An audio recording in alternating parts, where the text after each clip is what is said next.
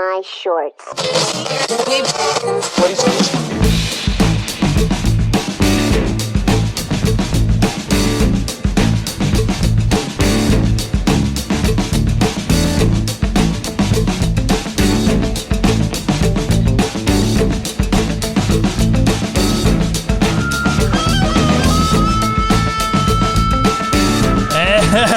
Hello, everybody.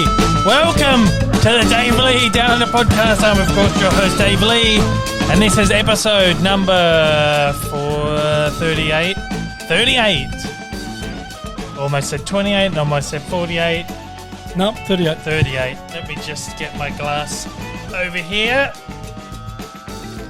I'm, of course, your host. It's all a bit tight and stuff, don't they? I don't know what's going on. Oh, it'll be all right. It'll be all right. Okay, so welcome to the show. You can join me every single Monday. The podcast goes out on all major podcast platforms. That includes Apple Podcasts, Spotify, Google, Amazon, and Audible. The visual element is available at the same time on the Monday. But if you're a patron supporter, you can get that 2 days early with your early access. So just head to patreon.com/Dave Lee Down Under. And you can get that for as little as $1 a month. Cheap ass. Cheap pod, it is. Very cheap. Cheap podcast. It's only $1 And a it'll month. come with other stuff as well. It does come with other stuff. The podcast is free, but the Patreon is as little as $1 a month. Exactly right. Right. We've also Migrated.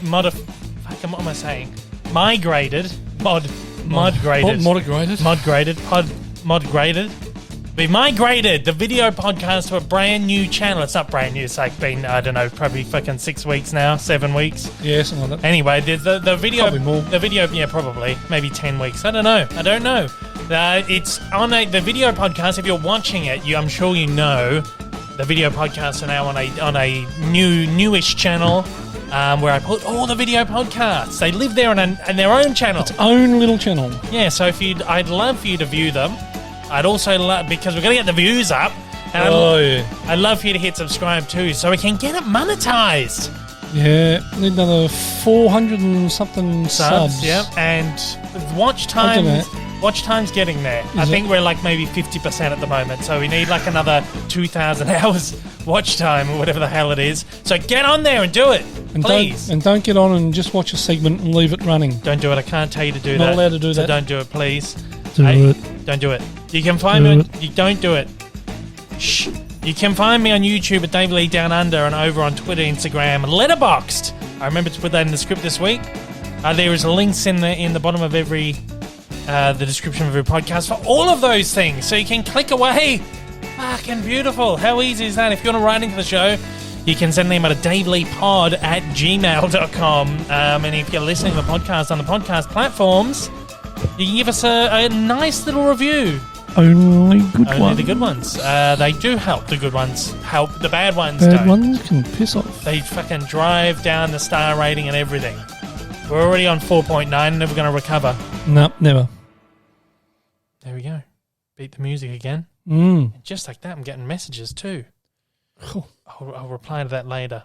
Yeah, I was getting some before too, but I've put that aside now. Yeah, we'll put that aside because we are dedicated to bringing the best listener experience. Well, that's doubtful. Well, we're pretty dedicated to bringing an experience to an extent. The best that we can, deliver. Well, probably not even that, to be honest. Yeah, it's a bit half-assed sometimes, especially when we're recording at 3 p.m. on a Friday afternoon. Yeah, exactly. A couple of hours late today. Yeah, I know. Crazy. You've been on the fucking chat. Trying to sort out the internet. Yeah. We've had all sorts of trouble. I know. Every time we get on a Zoom chat, we've got to turn off cameras and God knows what. Yeah. And we're supposed to be on a fast. Awful. So hopefully we've sorted that out now and we can get new modem and That'd be nice, wouldn't it? sped the connection up a bit. Never ending battle with fucking internet in Australia. Literally. It's almost like every year we have to fucking try and figure out the internet is good for a bit and then it just drops off again. Exactly right. And then I get a letter the other day from them saying that my plan was going up $5 a month because they had to buy more data from NBN. Bastards. I shouldn't have to be Shouldn't be paying your for that. problem. They Shouldn't be your they should problem. be providing that as part of the service. Exactly not right. charging me more for it, for a No. service they're supposed to be providing anyway. Dodgy bastards. Well, when I first took the plan out, it was bloody upload speeds were 40 megabits, Yeah. or megabytes, whatever you call them. And they dropped it to 20 about 2 or 3 months later. I know, what a joke. And then we spent, the first few months was okay. It was really good. And then we had some issues, and then the Wi-Fi router wasn't sending signal right across the house properly, so I finished up putting what do you call the it? Google Google Nest system, mesh system through. Reach the internet right now. And She's that's talking been- to you. Other connections and try again. Yeah, She she's heard talking to you. Google. Yeah, get stuff, Google. Yeah. Special guest, Google. Hey, Google. Welcome to the show. Hey, Nah. Google. Welcome to the show. I can't reach the internet right now. Yeah. Can't Check the connect to modem. Wi-Fi network. That's what I'm talking Yeah, about. exactly right. Fucking joke. Yep. She's Anyway. a joke, that one. I know. So we finished up putting that in, and that got a signal right across the house, which was better. Yeah. But the last few months we've had issues with, particularly, the connection's been good. Upload speed sometimes is a little bit slow. Download speed's been usually okay. We get occasional dropout. Yeah. Yeah. And it's not like it's hardware. Like our hardware's reasonably up to date. It's internet issue anyway. Yeah. Otherwise, it's been a slow week. Always. Very slow week. Nothing's happened this week. Particularly for old men like me. It's been nice and slow. Nothing's happened. Literally nothing's happened this week. I went to work. You went to work. I did work for a day. I tried to get... That was enough. I tried to work. Oh, yeah, you haven't been able to get into it at all. No, I know. I don't know why. Well, I've been writing, but it's just sometimes when I do one of these, I've been trying to write an evolution, and sometimes they're just tricky to peg down my, just almost like the first chunk. Once you get moving on, it's usually okay, isn't it? Yeah. I'm in that stage now where But I think you're probably still suffering from those chunks you did last week. Yeah, I know. Well, it was fucking 4 a.m. I had to get up for one of them. It's all right. Yeah, I lots of enjoy doing them, and I was happy to get up early to do it. And you got another one this week? I have another one at 2 a.m. this week. 2 a.m. And it's like, I think 3 or 4 sessions in a row. So that's going to be like literally an all-nighter probably. I just can't afford to, we've got a screening for something the night before that. And the embargo for that film is 2 a.m. on the Wednesday, which is the time of the junket. So I'm literally going to have to get home, record a review, get the review up, then go straight into the junket. Now I'm going to have time to have a nap, and then I'll do this junket thing, and God knows what time that's going to go till. And usually I'll just sleep, but I don't have the time at the moment to. So I don't know what the hell's going to happen. No, well, it has to be what it has to be. Yeah, we'll figure it out. Yep. Otherwise, we're kind of out of lockdown. Woohoo! Which is nice. Which is real good. Meanwhile, still a couple of small restrictions. Yeah, it's not much though. We're out of lockdown, really. Yeah, well, limited but there's people some into your house. restrictions. And, yeah. Oh, it's still 15 or something, so... Yeah. Don't want that many people in my house anyway. No, exactly. Fuck that. What else was I going to say? Oh, but our poor friends up in Sydney, man. Oh, now no. they're going into lockdown. Yeah. Fucking hell, it's never ending. It's not the whole city, though. No, it's it's just certain areas, certain suburbs. The hot spots. Where'd that one come from, do you know? I have no idea. I don't know. I haven't read it. But, yeah. It's just happened. Probably South Australia again via a Victorian. Yeah, who knows? We'll cop the blame for it anyway. I think I don't know if it was. I don't know. Yeah, we probably will. But otherwise, we're used to it. But we're okay. All our friends up in Sydney, best wishes. We know your pain. Yeah, We've been there 4 times. We've been there more than them, I tell you. We're back at the football this weekend. They've just reopened, so it's nice. We missed one? Did we miss a game? We missed one. Oh, we missed game. We missed the Indigenous Yeah, round, the Dream which Time. is the great Dream game Time of the round. year. I always look forward to the Dream Time second round. best game of the year, that one. Yeah. In the whole fixture. Yeah. We have both of the them. best one Yeah. and the second best one. Well, it was our club that created them. Well, other than the grand final.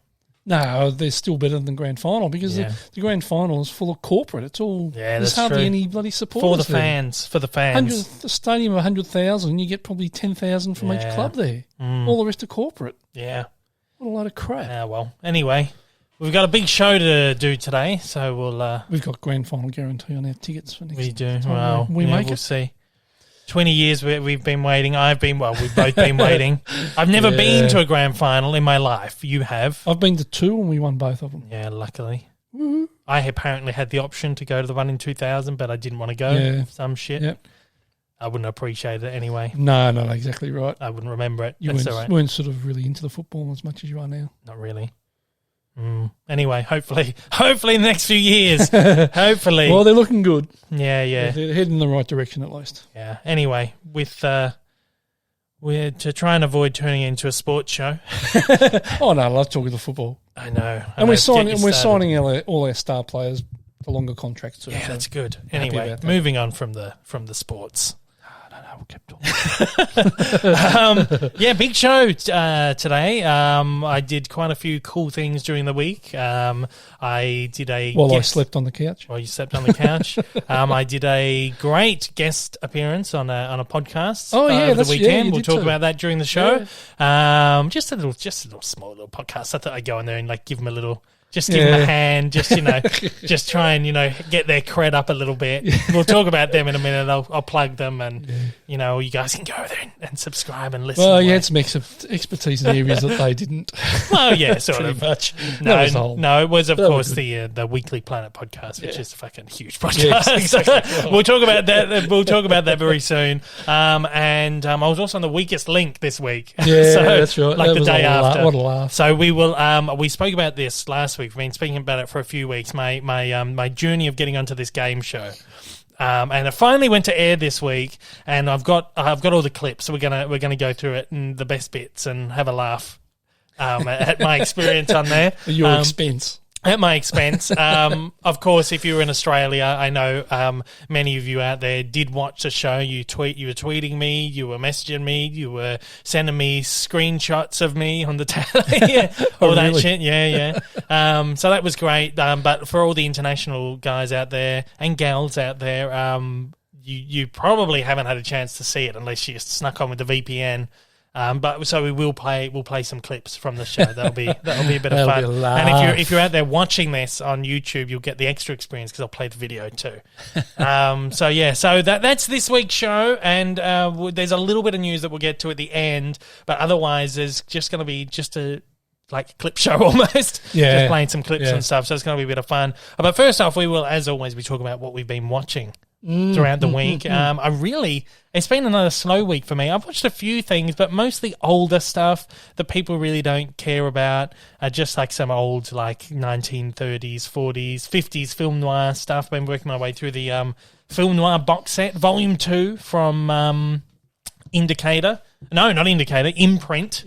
Imprint, yeah. Imprint? Indicator, where'd that come Indicator from? is another one. Oh, is it? It's a British one. Okay. Imprint. Vision's Imprint label. So I've been going through them. They're all great. Otherwise, I watched... I've started... I got off to a soft start of rewatching the DreamWorks movies. I watched one on Monday and I haven't watched one since. I need to rank them at some point. I don't know when it's going to happen. So there's 40-odd movies, but I've made a start. Ants I watched. I was surprised how well it actually held up. I actually really enjoyed that when it came out. I did too.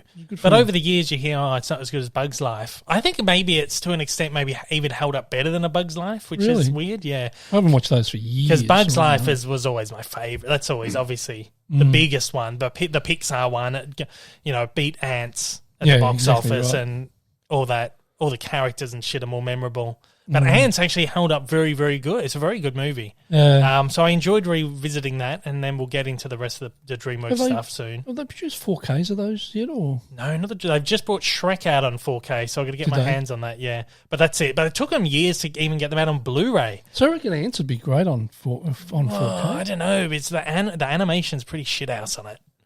I mean, that was the one you watched the other day, and I came in and it looked crap. Pretty shit, didn't it? Yeah, it wasn't great. Because I don't believe they went back and rescanned the original elements. It looked like it had been taken from a film print because it was very grey. It had very film grain. It even had lots of scratches. It wasn't a very nice transfer. And I even noticed the blacks were breaking down too. Yeah, it wasn't great. But I think a lot of that is also, it's one of the first CG animated films ever. So you can only fault it to a degree. Yeah. But I enjoyed that. And anyway, I'm looking forward to getting to the rest of the DreamWorks stuff over the next, who knows how long it's going to, but I'm looking forward to getting up to Shrek. That's going to be fun. Yeah. Other than that, we watched kind of a semi-older movie called November Criminals. This was the one with Chloe Grace and Ansel Elgort. Can't remember. We put it on quite late. I don't really remember much of it either because I don't think it was that memorable, really. That's probably why I don't remember. That was like their friend dies and then he decides to take it into his own hands to kind of go and investigate who killed him. And then he gets involved with all these drug people and shit and that gets into the underworld. Yeah, it was all right. It was okay. I mean, I think I paid like $4 for it at the last JB Hi-Fi sale. So can't complain there. Yeah, I know. Probably about the right dollar amount. Otherwise, we watched a few fairly recent movies this week too. Yep. We watched Nobody. Oh, that was good. Yeah, Bob Odenkirk, aka Saul Goodman. Saul Goodman.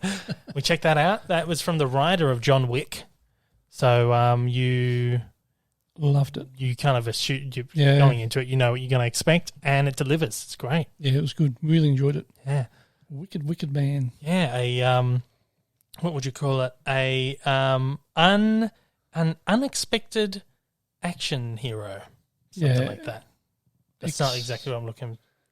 Ex-cop or something, whatever he was. Something like I don't know, but yeah, he was something. But I mean, Bob Odenkirk is not really someone you would expect to be like a big action star, but he delivers real well. He was fantastic. It was a fantastic movie. Yeah, and really enjoyed it. Kicks.com.au sent me over the 4K, and the 4K looked great. Yeah. Fantastic, really nice. Got to check it out. Yeah. Really good. After that, we also checked out one that Kick sent over, which was The Unholy. You probably don't remember it. You fell asleep. Did I? Yeah, this was that like horror film. Oh, that was shit. It was pretty shit. That was shit. Yeah. No, I didn't enjoy that. we got about halfway into it. I thought, I've lost interest now. Well, I think you were on your phone from the first 5 minutes. You were done after probably. like 5 minutes. It wasn't great. Yeah. It was, it wasn't even scary. No. It was like not even creepy. It was like the demon thing, whatever the fuck it was in the movie, was a bit creepy. Yeah, that was about it. all. Yeah. But it was pretty ordinary, I thought. Yeah, it wasn't great. I wouldn't rush out. I mean, it's produced by Sam Raimi, so I was expecting a bit more from it, but... Well, look at the rating. Oh, yeah, that is a... Yeah, it is. Yeah. Shite. Don't expect too many of those sound effects today, by the way. Sorry, there'll be no shite all right this week. There's just too much other shit to get into. But yeah, there you go. That was a stinker. It that was one. a bit. We checked out, thankfully, that was the only dud that we checked out this week. We watched Let Him Go. This is the one with Kevin Costner, Diane Lane. Yeah, I enjoyed that. It's a neo-Western film. I like Kevin. I love Kevin Costner. Vintage. He's great. Hey, Kevin Costner movie that's shorter than 2 hours long. Or was like just on 2 hours. It's not 3 hours. Shorter than long. 3 hours, I should say. Exactly Yeah, right. yeah, like a good length Costner. Did he flick. produce it or something? Or? I don't know. I don't know. But it was good. I liked it. They sort of the widow of their son marries some other guy, like this abusive guy, and they run away with their grandchild. And so Costner and Diane Lane go after him to try and get the kid back. Yeah. And then all sorts of shit goes down. So was their son married the woman? The son died. So their son's widow. Yeah. That's right. Which would imply the son's dead. Yeah. Oh. The son's widow. I tuned out for a second. Yeah, you did. You were over there typing away. Yeah, fair enough. Yeah. I love Kevin Costner. Can't do two things at once. I love everything Kevin Costner's done. Yeah, exactly. Even the shit like what was I going to say? Westworld, Waterworld. Waterworld. Yeah. Oh god. Yeah. Even that's fun. Postman. Even that's fun. That's crap. That's too. a bit of fun, but it's a bit of a shit film. The best, good. Of course, was what's it called? If you build it, they will come. Field of Dreams. Field of Dreams. That's great. What's my great favorite film? Let me try and think of my That's favorite. my favorite of his. I don't think that is my... I'm trying to think. He did that other one, what was it called? Where did he have a kidnapped a kid or something? Yeah, that's my favorite. That's that it. Was with great. Clint Eastwood. Yeah. Perfect World. That's it. So good. Oh, I love it. That was really good. I can't remember the story. There's something about a kid. They kidnap a kid or something, yeah. Yeah. Yeah, great movie. So good. Check it out if you can. I need to get my hands on the Blu-ray of that. They never put it out on Blu-ray here, other than like in a Clint Eastwood box set. But it's you can get really? You can get it in the States. So I need to import it. Was it Eastwood directed? Yeah, I think so. I believe it was. Otherwise, what's his like top-rated movies up here? Dance with Wolves, it's all right. Robin Hood, Prince of Thieves, I love that. Yeah, and the Bodyguards, all right. Yeah, shit. Robin Hood, probably, yeah. Perfect World. Oh, he did some good shit. Diane Lane was really good in it too. She's always fantastic. Oh, yeah. Always like her stuff. She hasn't done anything for ages, or not that we've seen anyway. Yeah, I don't know. Yeah, haven't seen her much for a long time. Yeah. Good stuff. Good. But that was a good film. It's worth checking out. Check it out. And we finally got around. I finally broken the barrier of the international feature film with subtitles for you. We've got subtitles. We've got another one down. Parasite finally, and it was awesome. So good, wasn't it? Loved it. Absolutely loved it. How fucking good. Even though I had to, read along and not watch the bloody, the images. After a while, you get used to having to go up and then just kind of like read a bit, go up. Yeah. Well, what I tend to do is sort of look in between both. Yeah. And then you can see what's going on as well as read. Mm. And I could keep up with it as well. So. Yeah. I don't know. I think I read it and then as they're saying it, I repeat it in my head. I don't know. But it's a weird way. It's a weird way of doing it, I think. But you get used to it. You find a way to do it. No, I think with me, it's like I'm watching while I'm reading. Yeah, and because that was part of when I was working photography, and if I was shooting models and stuff, you'd have to keep an eye on everything that's going on with the camera and all the technical stuff as well as what they were doing. So you were used to keeping one eye on this and one eye on that. So that's that's fair. Where I got mine from. But hey, this came out. This came out a couple of years ago because it won the Best Picture last year at the Oscars. So was it 2019, was it? Probably. And I am fucking shocked that I didn't get spoiled on this one. I literally knew nothing about it going in. I somehow managed to avoid all spoilers. I managed to even avoid the plot of the film because there's a lot of shit that happens in this, a few twists and stuff. Yeah. I'm shocked that I managed to, especially with the landscape of film Twitter these days, where something comes out and the spoilers are on the internet within 5 minutes. I'm shocked I didn't see anything. Yeah. The next one we need to get on is Midsummer. That's that one that goes for like 3 hours, so we got to find the time. But that's one I feel like the longer I go without having seen it, the more chance I'm going to get of seeing it. Because I'm always... people are going to... No, they'll be respectful. My listeners and my viewers, I trust that you'll be respectful. But I always see stuff from Midsummer coming up on Twitter, whether it's like a clip or just like a picture. And I'm like, the longer I wait, the more chance I'm going to get. Is it a horror? It's like a horror thriller sort of. I'm not too sure, but Loki, my mate Dalla, who you of course know, have known forever. Shorts. Was it shorts or shorts? Pants? Yeah, because he always wore shorts. Yeah, freezing cold, 5 degrees, always and wearing shorts. Yeah. He's wearing big boy pants now, isn't he? Yeah. He's got a desk job and all that shit. So he's grown up. He messaged me as like, I've watched Midsummer, it's fucked. Yeah, really? Yeah, so I'm like, oh, jeez. He always had a better stomach than I did for this kind of stuff. So, yeah, he loved it, didn't he? Yeah, for him to be like, oh, that's fucked me up. Jeez. Another one, Hereditary, where everyone I talk to about that is like, that's completely fucked me up, that movie. Really? Yeah. Ooh, got to get onto that then. So I think that's another one. We've got them both. It's another two that we need to get onto before I get spoiled. You're not on the internet, you're on the internet, but you're not on Twitter or anything. No, so you don't see all this shit come up. No. And constantly, it's a constant battle of like, fuck, I have to find this 3-hour window to watch Midsummer at some point. So anyway, Parasite was terrific. I'm assuming there's probably still other people out there like me who haven't got around to it yet. Please do before you get spoiled, because again, I'm shocked I didn't see anything from this, and I loved it so much. I adored it. It is got some good thrills. It's quirky. It's funny.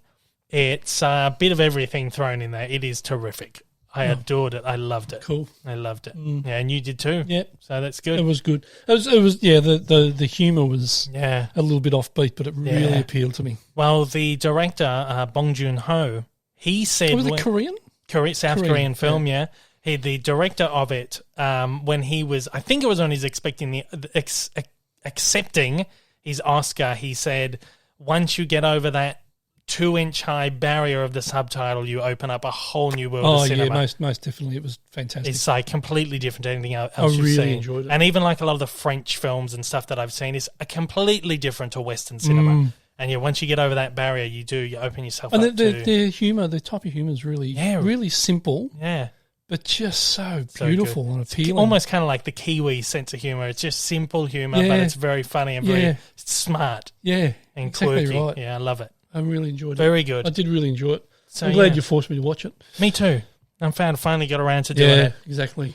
Now I've got to get you to watch The Hunt, which apparently there's another one that people are like is going to fuck you up. It's got Mads Mikkelsen in it, directed by Thomas Vinterberg, who also directed Mads in Another Round, which is the one we watched a couple of weeks ago. Oh, okay. I have it. I just imported it, so we have to get onto that. I think that'll be a good one too. Also, that's it for movie-wise, but we watched... what did we watch this week, TV-wise? Third episode of Loki. Yeah. What do you think about this week's episode? Because there's been like there's been a division. A bit of a lull this week. Did you like it though, or did you think I still enjoyed it. I still yeah. enjoyed it. It wasn't as good as the first two. Yeah. But obviously it's building to something. Yeah. You know, you've got to have these episodes where they tell certain parts of the story that aren't going to be as appealing to you. But they've got to do it. Yeah. And that's what Marvel have done. Well, exactly right. Now, there's been like a division. There's some people who are like, I fucking hate this episode. It's just filler. It didn't achieve anything. It did feel a bit like filler, but there's a reason for it. Exactly there right. has to be and that's what I've been it. saying. And I watch it, and like Marvel have not done us wrong, well, rarely done us wrong over the last 12, 13 years. And there's always a method to what they do. There's always a reason to why they're doing this.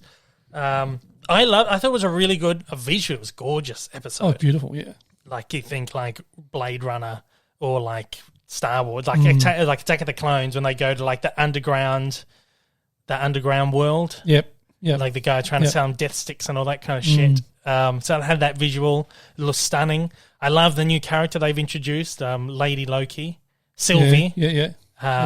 She's great. Yeah, she's and good. the banter between her and Loki is great.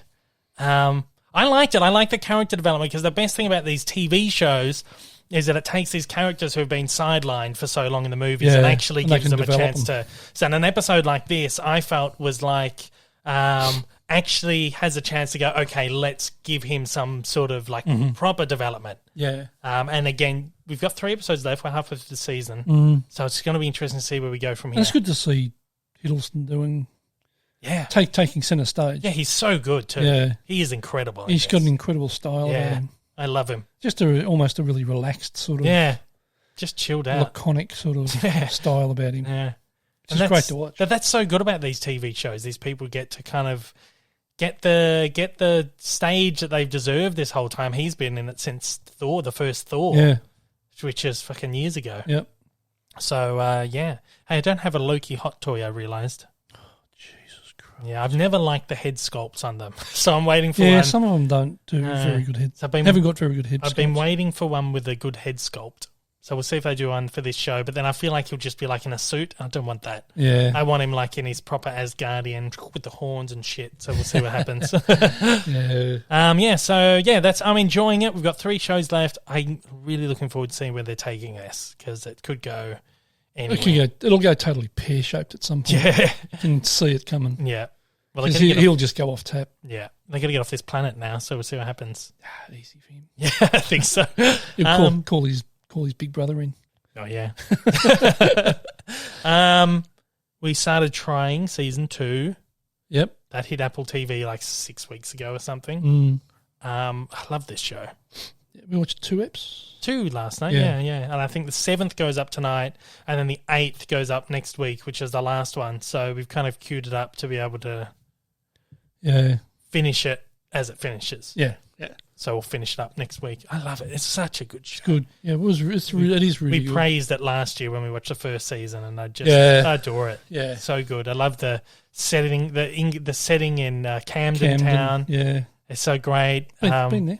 We have been there. It's just nice to see places you kind of know, you're familiar with. Yeah. I mean, not that I spent much time in Camden. I think when I was there with you was the only time we went to the market. Actually, but so that's the thing in Australia, because most of the stuff we see is either English or American. There's not a huge amount of stuff made here. So you see all these places that are foreign to you, and then you go and visit these places, and then you see movies where they were filmed, and you think, oh, yeah, I've seen it's great. Oh, no, and you can orientate yourself, I suppose. It's good. So anyway, I love that show. It's almost like it's almost like a rom-com, like television. It's the closest thing that I've seen on television to like a rom-com, like a Notting Hill or something like that. Yeah. And that's fucking my kind of thing. It sort of feels to me like, what was that other one I watched years ago?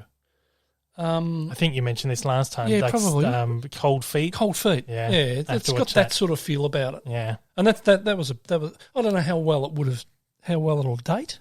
Well, they're still doing it. They keep doing like specials and shit, so it must still be something that I don't know, who knows. But I wouldn't mind going back and having a look at a little bit of it to see I'd like to watch if it holds up. Yeah, I think it's on Netflix or something. I'm not sure. I know there is a way to watch it on streaming somewhere. No, never bought it. Really? Yeah, because there's so many seasons of it. Oh.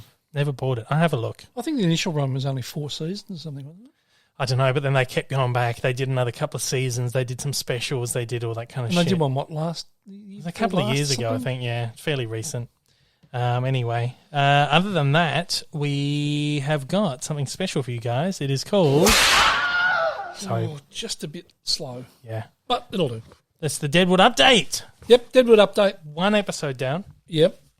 And only 1 to go. 1 to go, guys. We're getting there. Hey. And I tell you what, I enjoyed that episode. Hey, it was a good one. Yeah. It was a good... Isn't that always the way? If the whole show was like the last 2 episodes, it would have been very watchable. Yeah. Not it's fucking amped up. People, everyone's going against everyone else. People shooting each other. And I'm looking forward to next week's one now. Yeah, a couple of people died. Well, one guy died last episode. Yep. And then another one got shot. Got shot in the arm. And Swearingen's like fucking off tap at the moment. And Bullock is about to snap as well. Oh, he's about to go right off, isn't he? Fuck, it's good. It's got good. Yeah. It's such a typical thing. When a show gets fucking axed, it's just starting to get better. Yeah, exactly. And it's almost like they've gone, oh shit, let's put everything into this so they renew us. Yeah, exactly. We're going to get axed. Let's make these last few episodes good. They might, change their mind. Nah, no luck. No, but the last. Oh, I think one we watched this week and last week were both really good eps. Really good episodes. Yeah, you wait. There's a different dynamic between Swearingen and Bullock now too. Yeah, I know. Because there was that episode where Bullock beat the shit out of Swearingen. Yeah. That was ages ago. Yeah, season 2. And then nothing happened. Yeah, and then nothing happened after that for ages. But they're sort of on the same side. They're on the same side now. So it's going to be interesting. We've got 1 episode left to see how they end it. And then we've got the movie after that as well. Yeah. So I'm looking forward to the next episode now. Yeah, it might be one that would be like, oh, cool, we got last It's just a shame that it's taken this long. 3 seasons of shites to get to something season 1 that's was a bit okay. all right. Season 1 was okay. Yeah, it was okay, but it was still slow. And then season 2 just died right off. So anyway, that's our Deadwood update for the week. We've got 1 episode left. And then a movie. Fantastic. So we've finally got through it. Yep. After 15 the next years. 2. Yeah. Whatever it's been. Yeah, so that'll be good when we finally get that done. And we will celebrate on podcast number 40 after we've finally finished the movie. We'll get Wacko Jacko up to watch the film. Yep. World's Worst Manager. Yep. And we'll watch it. It'll be great. Yep. Hey, a couple of weeks ago, as we mentioned earlier, I took part in the global press junket for Fast and Furious 9. Mm-hmm. It's finally opened in America at the moment. Reviews are still mixed on this one. Yeah. There are people who think it's just fucking great because it's batshit crazy movie. I'm in that camp. I had fun with it. And there's other people who are like, this is the fucking absolute shit. I'm on the fence. You're on the fence. I enjoyed it for the film that it is. But I feel it's gone too far away from what it was supposed to be. Oh, that happened fucking 3 movies ago, really. 3 or 4 or 5 movies ago, whatever it was. Yeah. At this point, I'm just like, oh, fucking roll with the punches. It was just a bit too over the top, I thought. I think that's... But I enjoyed it. I think a lot of people have that issue with that. Yeah. But hey, for Warner Brothers, I got to interview the cast and the director of it. Yep, I got to speak to Tyrese Gibson, Chris Ludacris Bridges, Sung Kang, and Natalie Emmanuel, and of course the director Justin Lin. And last week on the podcast, I played you a little, sort of like a little clip, a little mashup of the cast interviews I did This week we're just going to play you a little snippet of my interview with Justin Lin, the film's director. Of course, the videos of all the interviews are up on YouTube. There's just like a single video where all the interviews are there back to back. If you want to check them out, I'll link them down the bottom, or you just go to my YouTube channel and search them, whatever else. So for now, pardon me, for this show, again, let's just have a little listen to my interview with Justin Lin, the director of Fast 9. You are the longest-serving director in the Fast franchise. You've directed installments 3 through 6. After you left the franchise, you've said that you didn't expect that you would be back. What was it that drew you back this time round? I think it's the idea of further exploring this theme of family, but through blood. You know, it's something that we've never done, and I felt like, you know, to be able to make a chapter 9 and to do something for the first time, that was very exciting, you know. And I also knew that if we were going to do that and we were going to explore it, we were going to really kind of have to go and find and revisit, you know, the origin of this mythology, and the chance to kind of solidify that was just too good to pass. One of the things that I really love about it is how it's like a grand mythology, this grand arcing story, and the way that particularly you are able to build the films around Tokyo Drift, which originally was essentially like a spin-off film, kind of to the side, didn't have any of the main cast or anything. With this film, you get to delve deeper into that connective tissue of the franchise. What was this like for you? Well, it's interesting because, you know, when I came back and I was talking to Vin, it dawned, it really kind of hit us that it's 20 years, you know, and we wanted to kind of reconnect with a lot of different chapters and a lot of different narratives. And in a weird way, Fast 9 what you see on screen is really only one of 4 different scripts, you know, and you know, bringing back Han, I felt like I wrote a completely different movie, and then one day maybe we even get to film it, you know. And so it was something that's very unique, and I've never done anything like this, you know, like this whole process of making sure that whatever we do, this connection is not just about this movie. It's like this movie is a connection of 4 different movies, it feels like.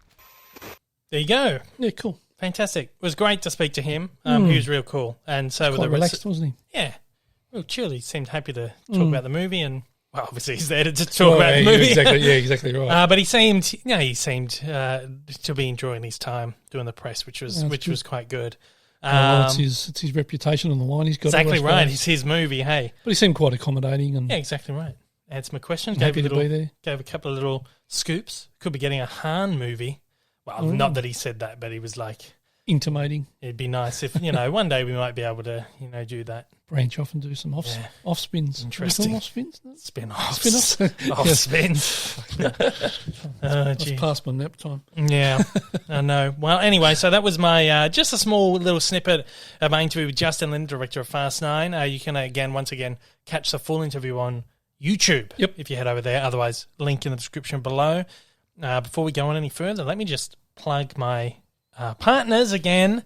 My friends over at Random Space Media, who are developing a bunch of fantastic new releases with a few studios, including Disney and etc. But predominantly Universal, Sony Pictures Home Entertainment. They're doing a lot of really great box sets and stuff. Essentially just developing a bunch of stuff that wouldn't normally be available on Blu-ray, like the wide market on Blu-ray. There's some DVD stuff, mostly Blu-ray.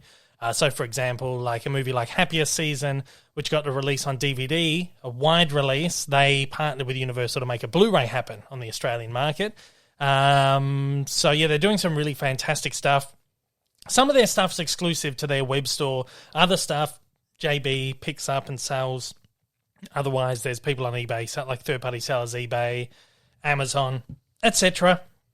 If you want to head over to their website, which is randomspacemedia.com, they've actually just put up a pre-order for a film called French Exit, which stars Michelle Pfeiffer. Apparently, it's terrific. Yeah. Everyone's saying it's great, and people are freaking out. Oh my god, they're releasing French Exit on Blu-ray. They've just, as I said, done Happier Season on Blu-ray as well. So if you want to head over to randomspacemedia.com, use the code DAVE10 at checkout, and you get 10% off until the end of June, the 30th of the 6th. So that's only a couple of days after this podcast goes out.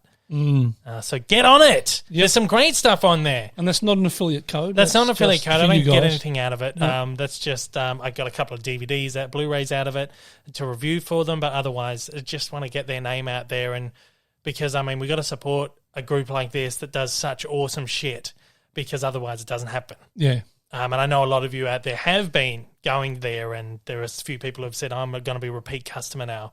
They've just done a like a box set of the Smokey and the Bandit movies, number 2 and 3, first time on Blu-ray in Australia. Oh, really? Yeah, it's in there with the first film as well, the remastered 40th anniversary version. Oh, cool. So yeah, so that's Were they remastered? Do you know the 2 and 3? Or I don't know. I don't know if they'd be I don't know if they'd be like totally remastered, but they nice high def transfers. So yeah, awesome. So good. They will only ship to Australia and New Zealand. Shipping is free in Australia, but it's like $9.95 to New Zealand. So get on and load up so that reduces the cost of your shipping. Yeah, exactly right. And get your 10% off with Dave 10. If you'd like 15% off, you can head over to kicks.com.au. I've teamed up with them to celebrate the release of the Indiana Jones 4-movie collection on 4K Ultra High Definition. Gorgeous. They look stunning. I never realised, the first film, Raiders of the Lost Ark, was remastered for the last Blu-ray set.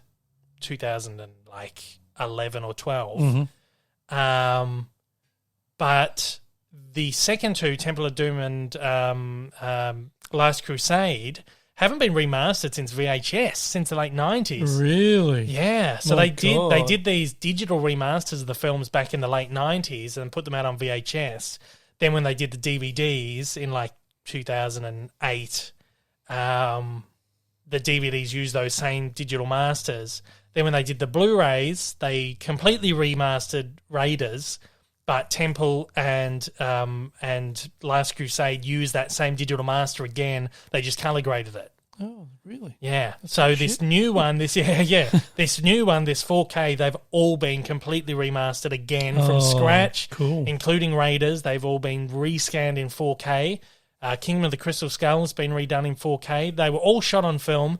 Crystal Skull originally had a 2K intermediate, so I was expecting they're just going to fucking upscale it. No, they've actually, even that movie, they've gone back and completely, they look stunning. They look so good. I'll have a look. Amazing. Like, I've been watching them since VHS and I've never seen them look so good. Oh, they would look awesome. They look amazing. The colour grading on it would be beautiful. It looks stunning. The HDR on it's so good. And it's like not explosive colour. They've never been really colourful movies.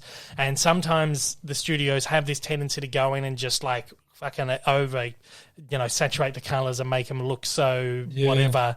They haven't done that. This has been, obviously Spielberg has it's been in partnership with him and he's overseen it and approved it. And they didn't go overboard on any of that. It's really natural looking. I think it's like the best catalogue 4K I've seen. I'm not just saying that because I had to review it. It's actually, I think, would be the best, what would you call it, like reference material for like an older film that's been remastered. It's so good, looks so good. Wow. So yeah, I'll have to check it out. So you can head over to kicks.com.au and you can use Dave15 at checkout for 15% off. You don't just have to buy the Indiana Jones set. You can buy anything that's on their website. Pre-orders, sale stock, you can apply the 15% off. That's until September. So there you go. Cool. Beautiful. Just had to get on and load up. Yeah, had to get those little plugs in there. And they ship to just Australia? And New Zealand, yeah. Yep. So this weekend, I went on as I said before, just a little podcast. These guys reached out and they were like, hey, we got to get you on the show. You know, we need the might of your listenership and your subscribers to come and give us a little bit of a boost, you know. So I thought, you know what? Yeah, I'll give these guys I think they're pretty cool guys. I give them a hand.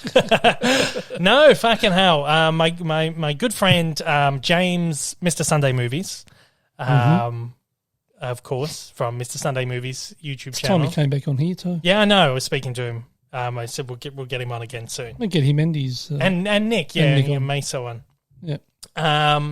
Yeah, so James, we've been trying to tee it up for ages. We mentioned on the podcast last time, he's like, I want to get you on to talk about the Disney remakes. And we kind of said, we'll do something, when it's relevant. And so he wanted to queue it up with Cruella, which came out like a month ago now. We were in lockdown. We went into lockdown like the week of Cruella. Yeah. So we were like, we'll put it off. And it looked like we were going to come out of lockdown. He's like, we'll do it this weekend. And then they didn't ease the restrictions. And anyway, it was like on and off. And then we're finally like, all right, you can have 2 people over. So he's like, let's do it. Yep. So we did it. It was great. It was really fantastic. We talked about the Disney remakes, talked about some other stuff. They're wonderful. Of course, I don't need to plug them because I'm sure anyone who's listening to this is listening to the Weekly Planet, right. really. Yeah. They're like in the top. But if you're not, get over and have a listen. Yeah, if by any chance you haven't come across Mr. Sunday Movies or the Weekly Planet, fucking go and listen to their podcast. It is the best. It is good. It's really fucking good. Yeah. Both James and Mason are great. Yeah, it does. Both James and Mason are fantastic, both wonderful guys, and they're both very, very funny, but both very, very knowledgeable in what they talk about too, which is red hot comic book movie news. Yeah. Shooting out your butthole. That's their theme song. I had a lot of fun on that show, and we will try and tee up another collaboration over here on the Dave Lee Down Under podcast. Hey, thank you to because it's done huge numbers for me. That's obviously not why I did it. I did it because I love these guys and I just wanted to be involved and help them out. But it has, as a result, helped the YouTube channel. There's been some really great traffic at the YouTube channel and the podcast. Yeah. It's helped the podcast too. So hello, welcome. Thank you for joining. Yep. Anyone who's joining as a result of having listened to me on the Weekly Planet. I hope I did okay. But they're over here and I hope we're not turning you off today. Yeah. I had a nice little spike in traffic, so hopefully it's resulted in a few people coming over and listening. Yeah, hopefully. Which would be good, so thank you. Look, we will just play a very small little clip from my episode of The Weekly Planet. And if you want to listen to the whole thing, which you should, I'll leave a link for that down in the description as well. So let's just have a quick little listen. So the reason we wanted to get you on specifically is because your focus a lot of the time, but not always, is like animation and Disney. And what Disney have been doing for the last 10 or so years or even longer is convert these old movies into live action to varied success. Convert, that's very clinical. I think it's very appropriate. It's like from beta to Laserdisc or whatever. It's like, we'll just, people in the Disney offices we'll just do a standard conversion from animation to live action. Now, often they're, the reason they do them because it's a $1 billion industry, right? Yeah. Like they more often than not do well, would you say? Well, essentially, most of them have made close to $1 billion. Yeah. I mean, the worst performing ones have made like 200 million. Yes. The middle rungs $500-600 million. So Absolutely. most of them are making quite a bit of money. We take that amount of money, right? Oh yeah, absolutely. In a heartbeat. Absolutely. See, the thing is, well, I think they sometimes get a bit of a bad rap because I think there is, there's some bad ones and we'll talk about them, I feel. But there's some genuinely good stuff in here, I feel, that might even be better than some of the source material that it's based on. Does anybody else feel the same way? Where are you leaning there? Where are you? Aladdin? I did like Aladdin. I'll talk about Aladdin. Cinderella, I think, for one. I think that's a terrific movie. That's my favourite. Yeah. A lot. So for example, but this thing, though, it didn't start... it didn't start in the 2010 was when Tim Burton's Alice in Wonderland kicked off. But in the 90s, they tried a few of these. They did a Jungle Book and they did a couple of Dalmatians. Yeah. Are those good? A couple of Dalmatians. Not particularly. I love the Dalmatian ones as a kid. Yeah. And you go back and watch them and they're just not great. Are they like... Is it too like weird high energy? It's like totally like mid to late 2000, like 90s kids film, just high octane, just craziness. So when people might say like Cruella, have you seen Cruella? I haven't seen Cruella yet. How do you say it? Cruella. You had it right, and then you doubted yourself. I thought about it. Yep. Because I've heard some criticism of that being like that this isn't a patch on the Glenn Close ones or whatever. Yeah. But do you feel that's the case? I think Emma Stone did really well. Yeah. She's incredible in it. It's a very different performance than what Glenn Close does. Glenn Close is very eccentric. Yeah, right. But you look at Emma Stone's, it is eccentric, but it's not quite to that same level. Here's a question for you, Dave Lee. Sure. When you see that they're releasing a new version of something, what is your initial reaction every time? Or it could be different every time. Do you mean from like just the announcement? Yeah, when they're like, we're doing a 101 Dalmatians prequel. Yeah. Are you like, cannot wait? Are you like, Could go either way. Depends on the project. Yeah, right. Most times I'm excited. I mean, I'm one who enjoys most of these to varying degrees. Yeah. So I'm one that will champion. I understand why they're doing them because they make money, Yep. and it's keeping these stories, these classic stories, in rotation for a new audience in a new way. The Yeah. same way, like some of these stories, have been told for thousands of years, like Aladdin or Spider-Man. whatever. It's Spider-Man, yeah, exactly right. And they're just being redone in a new way. So when I hear they're doing a new one, I kind of think, oh yeah, okay, that'll be okay, interesting. right. Cruella was the only one where I kind of thought, really, we're going back and we're Yeah. doing Yeah, 101 right. Dalmatians again. There you go. Yeah, cool. Cool. I listened to that full thing the other day. Oh yeah, Day. Yeah, it was good. It's good. It was really good. Quite enjoyable. While I was working away, and they had the old doof doof music going, and I thought, whatever.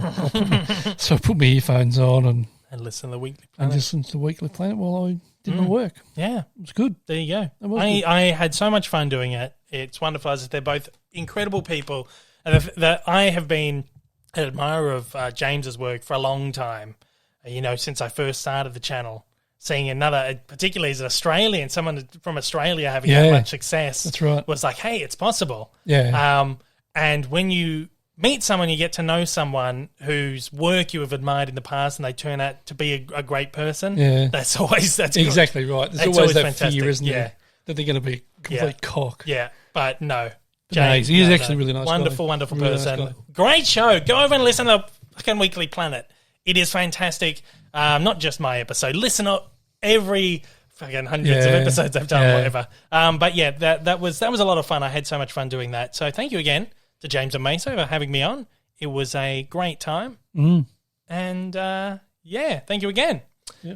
As I said, time to get those two on. I will get them on. Both We're going to of them. make it. We'll get both of them Yeah. on. We're going to have to. We're going to have to get that done. Yeah. I'll sit was- up the back and throw stuff at you while you. Well, we've got 4 microphones now, Oh yeah, that's true. so that'll be interesting. Yeah. But apparently, people don't like more than 2 people on a podcast. I've learned. Oh really? Yeah, people don't. I've heard a few. I've heard just rumblings just around when I read into podcasts and stuff, and I've read that people like 2 people on a podcast. I think even Jackson, Wacko Jacko, pardon World's me, Worst Manager. World's Worst Manager said Self-appointed. he was like 2 people on a podcast is like prime. Really? And once you throw in that third person, the dynamic dynamic goes out the kind of window. interesting. Wouldn't have thought so. Yeah, so I we'll, suppose sometimes when you listen to radio and they have, yeah, they have 3 people on the radio. Sometimes that can be a bit grating. yeah.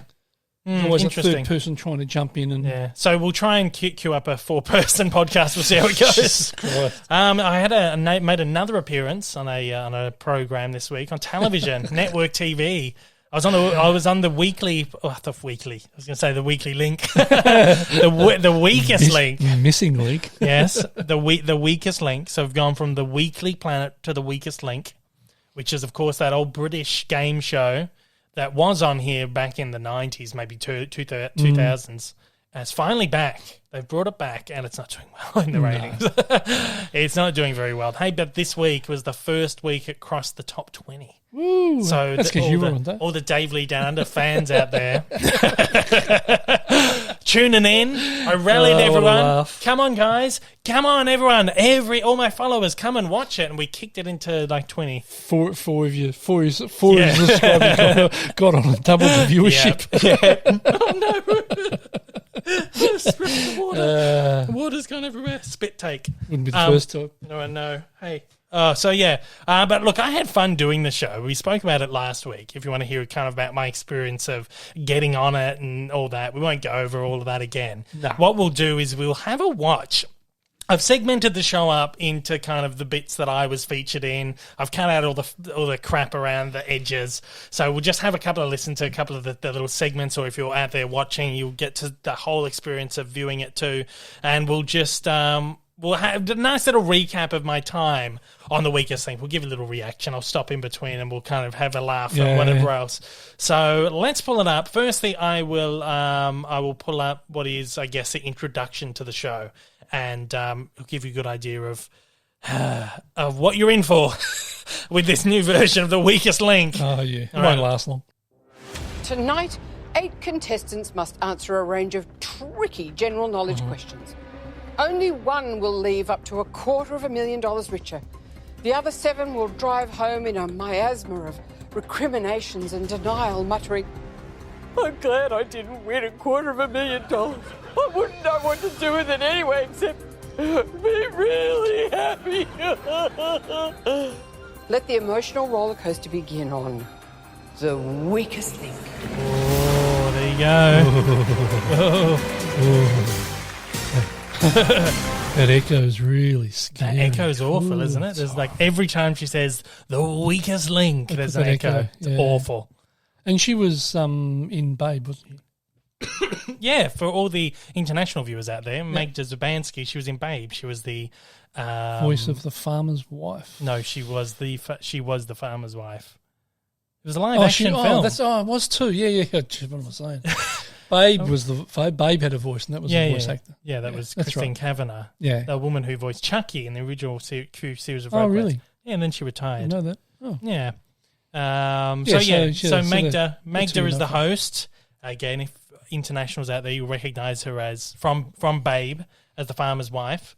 But she's lovely though. She's fantastic. This show, no matter what you say about the show, she's lovely. Yeah. And again, I'm one of those people who you've just seen for years and are just fantastic. Just really, really terrific person. Wasn't a disappointment to meet her. No, not at all. It was really great. It was fun to just spend some time sort of in her presence. And she's there the whole time with everyone, and it's great. So that was the intro. Yeah, you've got an idea of what to expect from the show, though. So of course the next much. Well, it almost people have been absolutely ragging on it, haven't they? Yeah, they have. Surprised it hasn't been axed. Yeah, well, I was thinking, oh my God, please don't axe this before my show. That's wrong. That's wrong. You were saying, please axe it before my so before I have to go on TV. Yeah, but most of these game shows, if they don't play your episode, they don't have to pay you the money. Yeah, that's right. Yeah, it's crazy. Well, that's what they tell you with Millionaire, isn't it? I think it's Millionaire, yeah. You only get paid if your episode goes to air. Yeah, and they don't start the payment process until 30 days after your episode's gone to air. Yeah, that's right. Something like that, yeah. Yeah.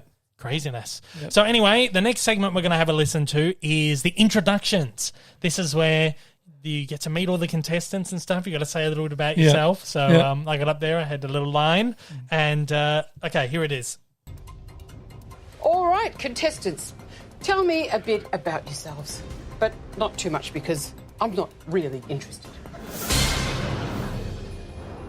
Hi, I'm Helen. I work in events, and I once celebrated New Year's Eve with George Michael. Hi, I'm Dave. I'm a YouTube content creator, and I live and breathe film and TV. So there you go. Hi, it was I'm my little bit right there. They fed me the line. Oh, really? Yeah, that was. Well, it was sort of like when I was speaking to the producer the casting director on the show on the phone before I went on the show. He was like, "Oh, how would you describe yourself?" What sort of spitballed something, and she's like, oh, "Okay, I'll write that down." And you get there in the morning, and they give you the line, and you got to rehearse it before you go out there, and then it's on the teleprompter, and you got to do it all. And yeah, so it's all a bit of fun. So anyway, we'll skip the rest of that. We don't need to see any of them because it'll just go too long, as I've been saying. I'm not going to sit here for this whole thing. We're going to do this next. We're going to do this next segment now. This is the first round of the show, round number 1. Yep. So essentially, as it does, I'll let Magda explain how the show works, but they will go around and they ask everyone questions. Again, we're not going to sit through and watch the entire show. Because that will take it's like an hour show. It'll take us 3 hours to sit here and react to it all.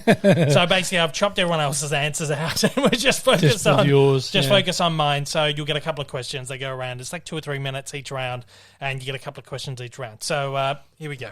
I'll ask you questions one at a time. If you string together enough correct answers, you'll win the top prize for the round. In this round, a chain of 8 correct answers will put $10,000 in your bank.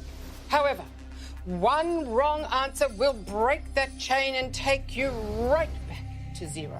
But if you press your button and say bank before your question is asked, that money is safe and you'll start a brand new chain. This round is worth a potential $10,000. It's time to play The Weakest Link. Dave, the Bollywood film industry is based in which country? India. Correct. Dave, Fans of which pop star refer to themselves as beliebers? Justin Bieber. Correct. Dave. Ex-boxer Milo Kerrigan is the creation of which Australian comedian and TV host? Eric Bana. No, Sean McAuliffe. Time's up. You beat. Got dogged on that last question. Yeah, well, I did okay on the first two, though. Hey, my first question was a film question. Go figure. yeah. All It has to be deliberate. Well, all three of them were like pop culture. The Yeah. Justin Bieber one, which was an easy one, and then that last one should have been easy. But like the first thing I don't think I've ever heard of the character Milo Kerrigan. But the first thing that comes to my head is Eric Bana because he had the Eric Bana show. Where I was exactly thinking like right. Australian comedian, TV show, characters. The first thing that comes to my head is Eric Bana. Yeah.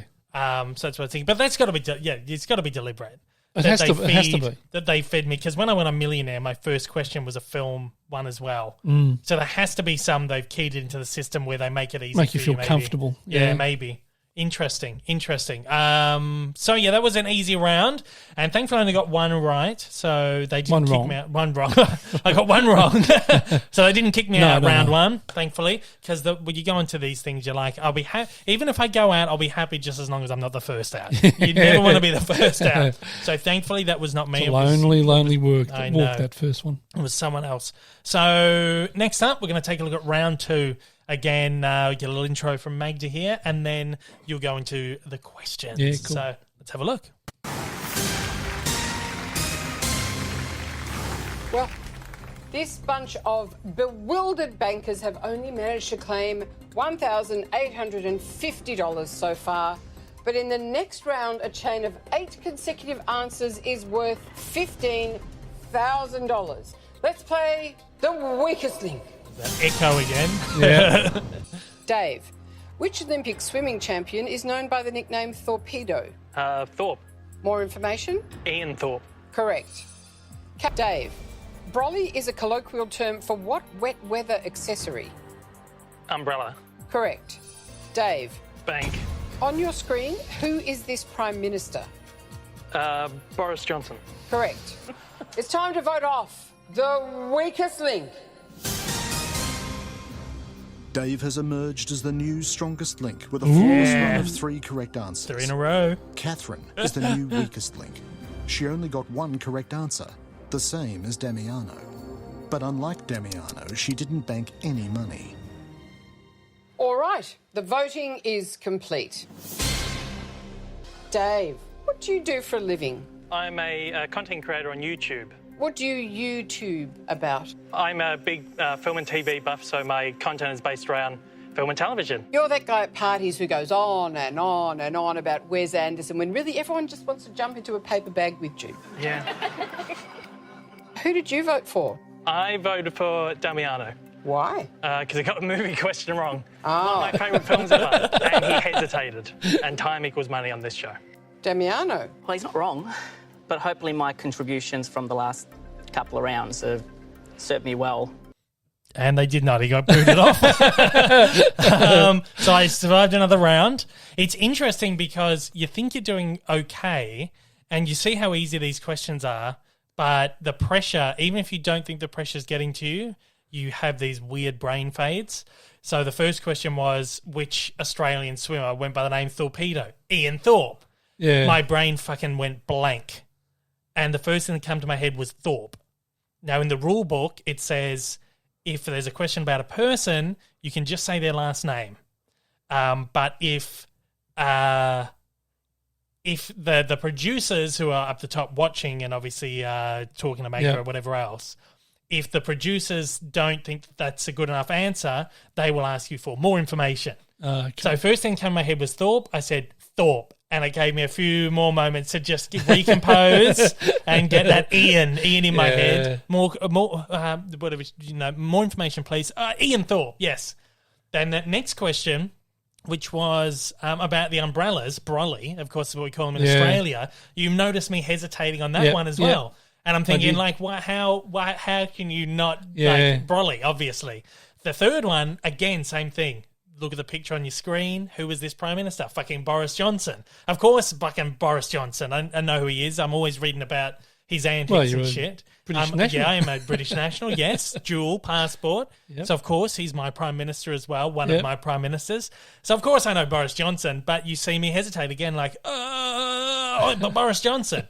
So it's such a weird thing when you're there and just the thought of like, I don't know. And, it's just and a you probably, I would think you probably have the impression while you're there that time's going quicker than it actually is. Yeah, I think so. So in that 1 second that it takes you to compose and come out with the question, it probably feels like 10. Yeah, it's like, oh, you're going, oh shit, what is it? And then in reality, it's like gone in like a Yeah, second. exactly right. So it's such a weird thing, and like I even remember standing up there and almost had this weird like panic moment where I was like, fuck, I'm on a television show. Like I'm on stage. This is like happening right now. And it's almost like, it's not like I was like panicking or anything, but it's just this weird, it hits you like I'm on a television show, right? It's such a weird experience.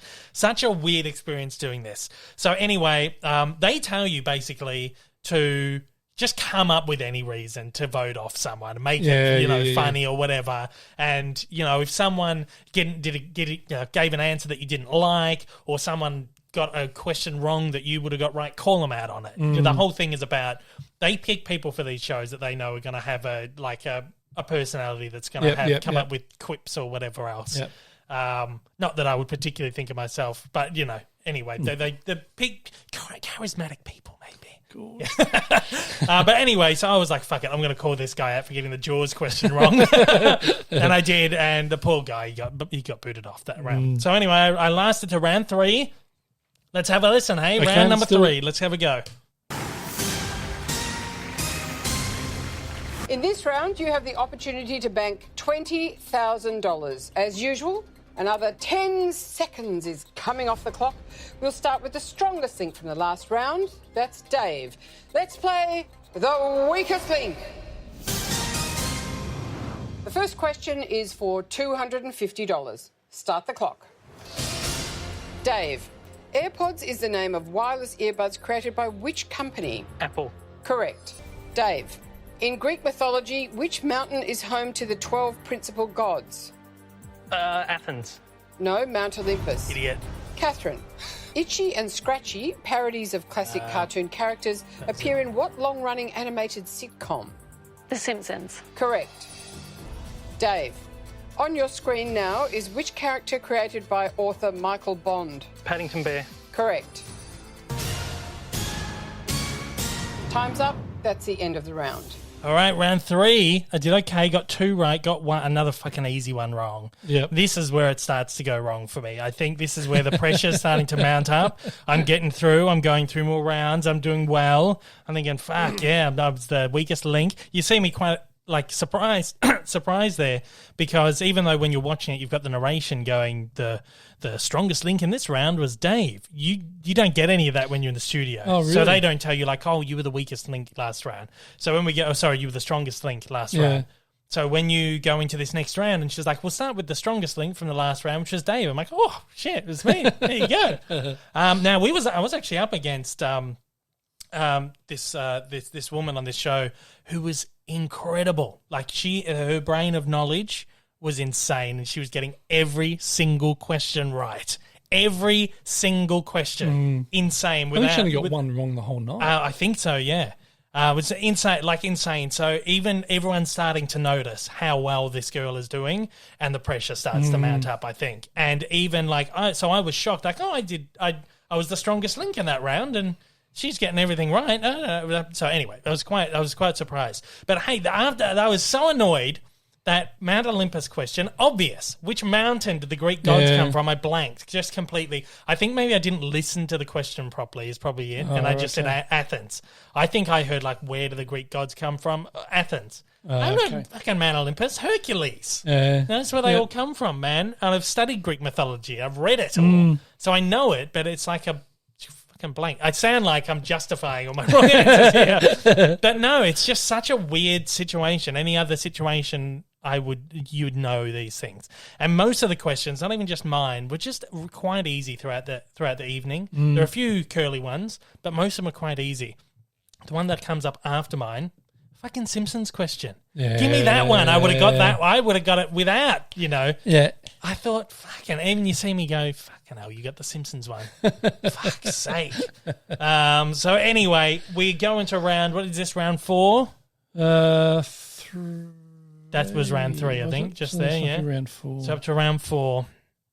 Keep in mind, this is where, we had gone through 3 rounds now. So this is round 4. Like I said, this is where things are starting to just spitball a little bit for me. So let's have a listen. Out of control. Spinning out of control. Yeah.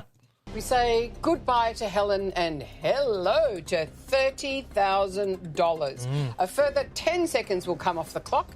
We'll start with the strongest link from the last round. That's Shoe.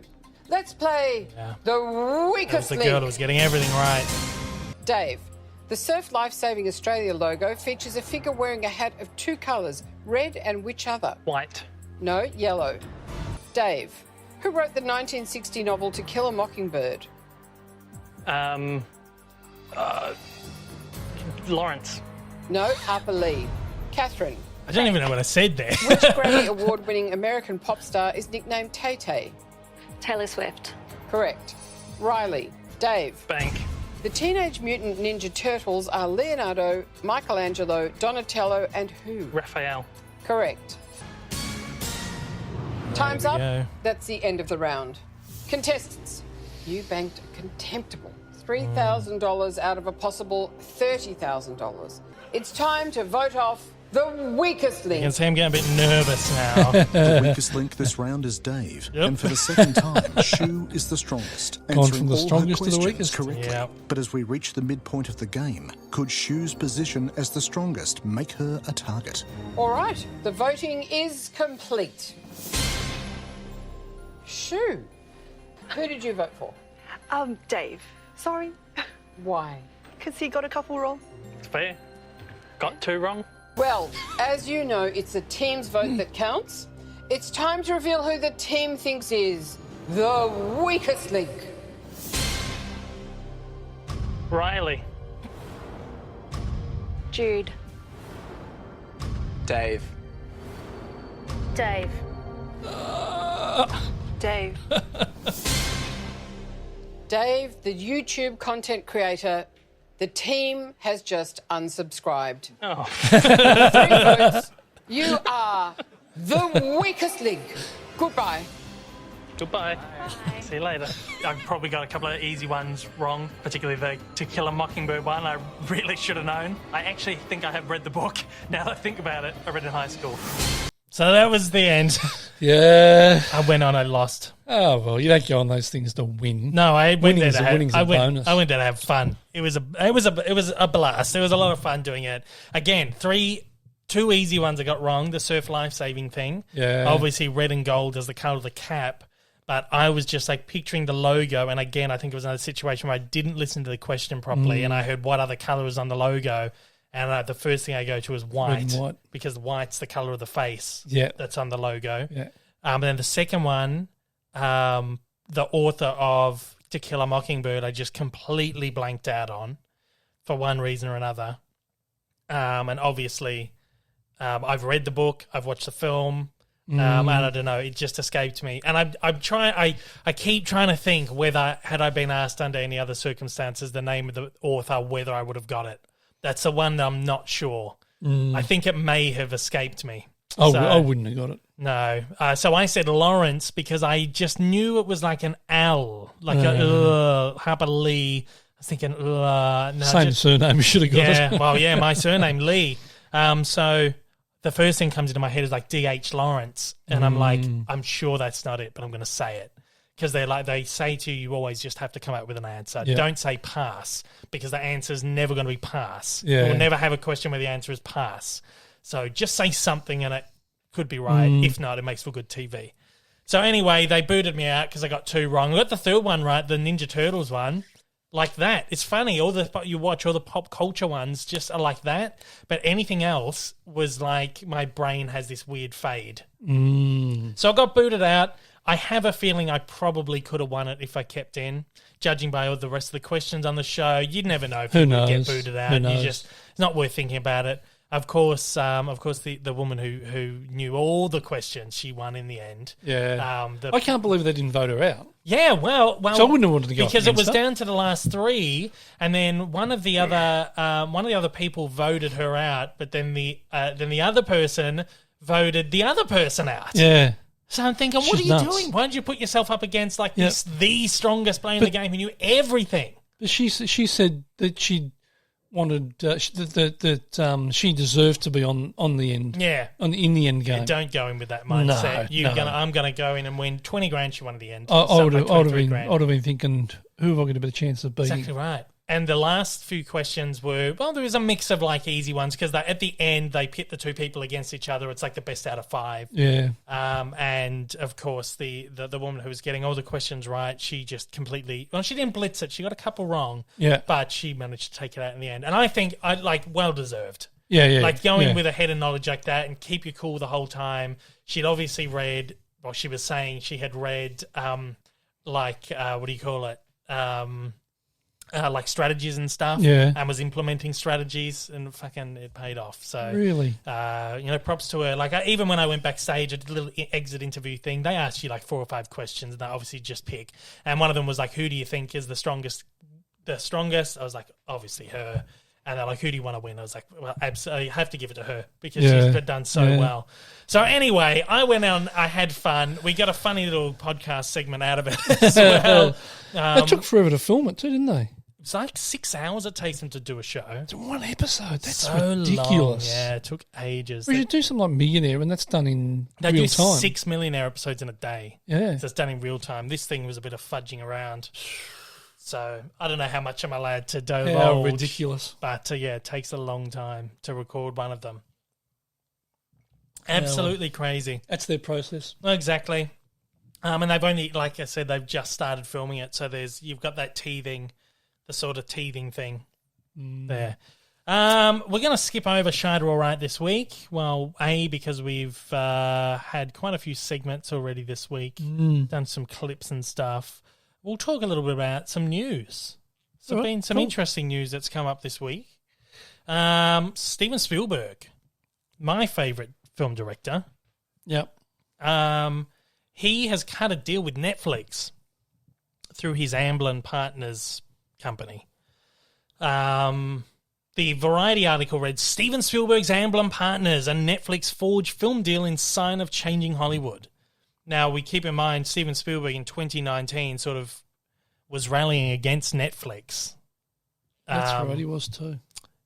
This is an article, I think also from Variety, where it said, it might not have been from Variety, it might have been from somewhere else. But anyway, there was this article. In 2019, he reportedly urged the Academy of Motion Picture Arts and Sciences to bar day-and-date streaming releases from being eligible for Oscars. But sources close to the director, however, dispute that Spielberg ever tried to bar Netflix from eligibility. And then he later clarified his position on it. He said, I want people to find their entertainment in any form or fashion that suits them. Big screen, small screen. What really matters to me is a great story, and everyone should have access to great stories. But by some accounts, he didn't believe that these Netflix movies should be eligible for Academy Awards because they're essentially TV movies. And TV movies usually go to the Emmys and not to the Academy Awards. But it's a different landscape. I can sort of understand that. I understand it too. But a lot of these movies were made for theatrical, and Netflix just happened to be the one who bought distribution. Yep. It's a bit of a grey area. And again, it's just a changing landscape. So anyway, this Variety article says Amblin Partners Netflix have forged a partnership that will see the company headed by Spielberg produce multiple new feature films for the streaming service every year.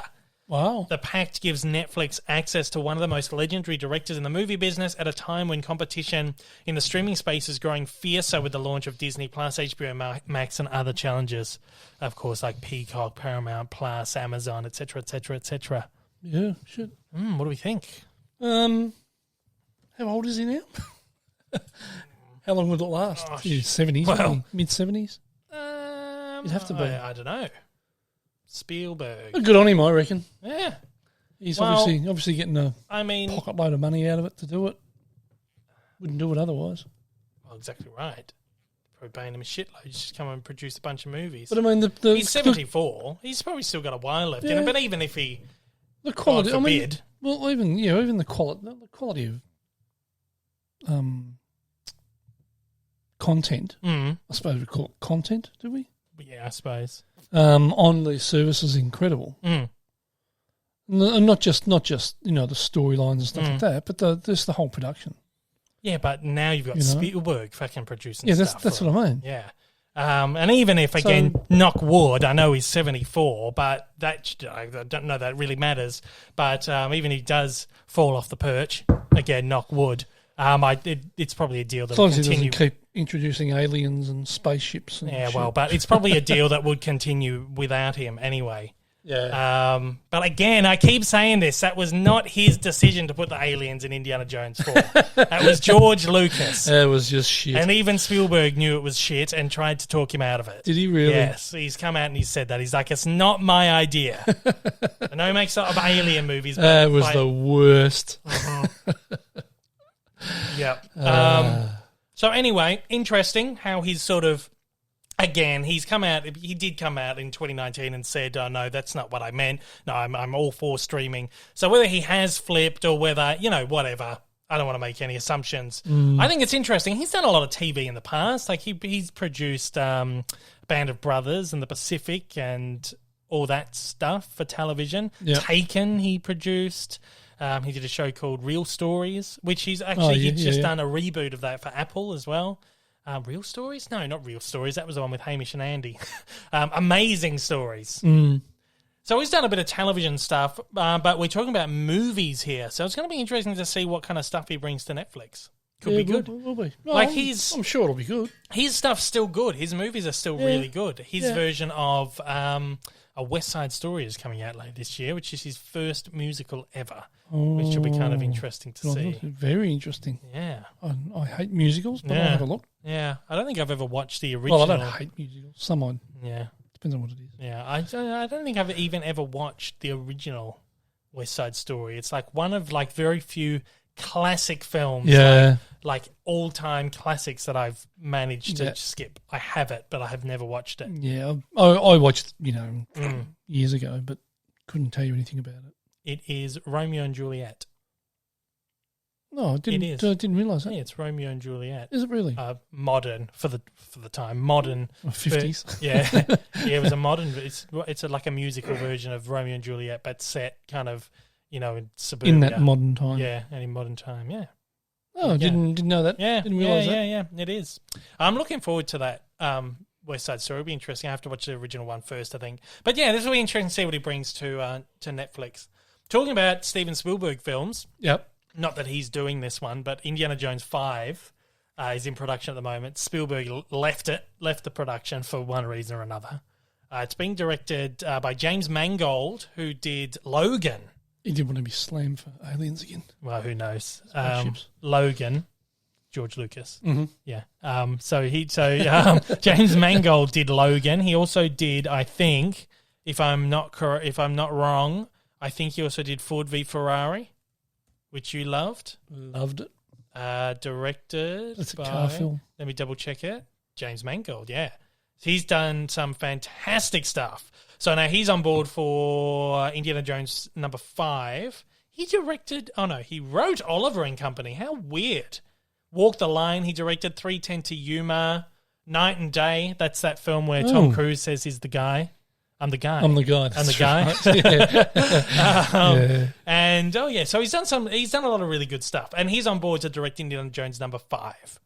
Now, anyway, why we're bringing this one up? That's not the news. It's been out for ages. Harrison Ford has injured himself again. Does it all the time? All the time. This was a statement come out from a representative at Disney. In the course of rehearsing for a fight scene, Harrison Ford sustained an injury involving his shoulder. Production will continue while the appropriate course of treatment is evaluated, and the filming schedule will be reconfigured as needed in the coming weeks. James Mangold is continuing to film with him for a number of weeks. They're shuffling the schedule and stuff. I found this article last night. We'll take a just very quick look at a timeline. This is a Newsweek article, a timeline of Harrison Ford's injuries on set. So even because I was thinking he injured himself in the last Star Wars. I was thinking when he did Force Awakens, I thought I'm sure he crashed injured his himself. plane? Well, and we'll talk about this, but I was thinking to myself, he injured himself in the last Star Wars film. This is like a habit for this guy.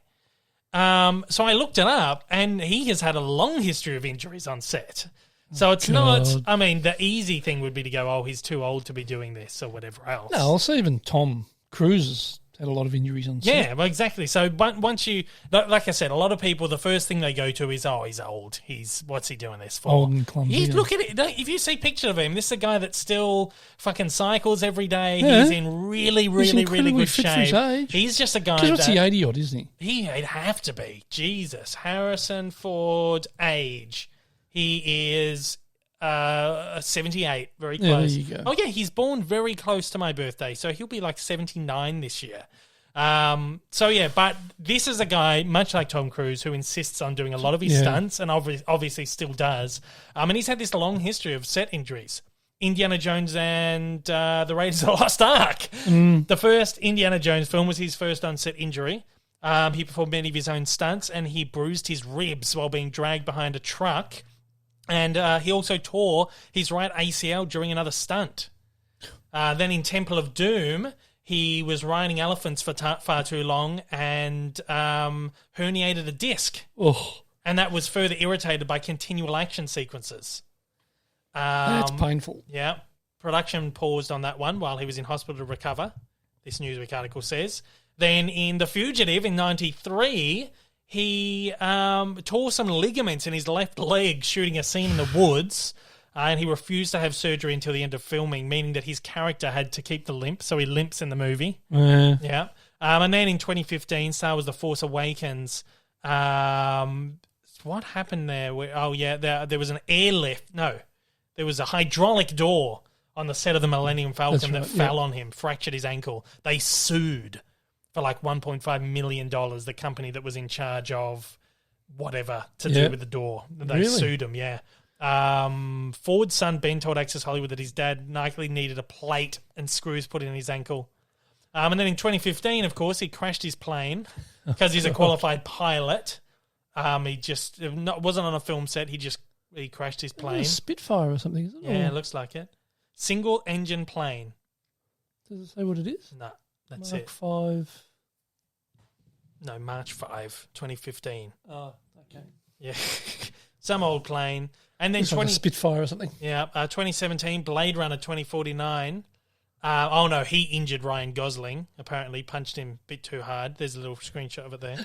And then Indiana Jones 5. Yeah, so this is a guy that's just constantly... Ford joked on the Graham Norton show that he hurt his hand after punching God. So this is a long line of injuries. Hopefully he gets better soon and they can get back into making the movie and he keeps himself safe and well. Good. At his age, still doing it. Again, still doing it. And if you see pictures of him, he's still fucking... I hope I'm still upright at that age. Yeah, exactly. So, good on him. I'm looking forward to that movie, actually. I'm not a huge fan of the fourth one. Not a fan of it at all. But there's so much of it that actually works, though. We've said this before. And even the other day when I was kind of flicking through the movie, I was thinking, this is actually quite good to a point until all the aliens come in. Exactly right. When that spaceship and the aliens appeared, that's when it turned me off. Yeah. There's a couple of trailers that have come out this week. There's one that's just come out today, just before we started filming this on the Friday. Of course, the podcast goes out to everyone else on the Monday? The Monday or the Saturday if you're a patron. We'll take a look at this one. This is the trailer for Shang-Chi and the Legend of the Ten Rings from awesome. Marvel. This is going to be the next Marvel film after Black Widow.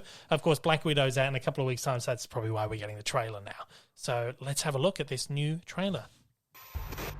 Glad I was right. You're just a criminal who murders people. Be careful how you speak to me, boy. But I could never escape his shadow.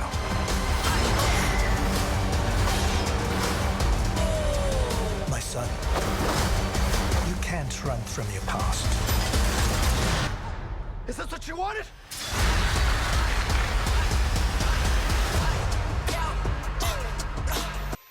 Awesome. That's pretty cool. Yeah. We're getting into some more origin stories now. It's great. Now that we're moving away from the Looking Avengers forward to stuff. that. Yeah, it looks really good. I wasn't huge on the first trailer, but this one, I'm not sure if you watched the first one. But this one, yeah, it got me really excited. Now, his father, he's going up to kind of battle against his father. Remember Iron Man 3? How you had the Mandalorian. The Mandarin. The Mandarin, yeah. Who turned out to be Trevor. Yep.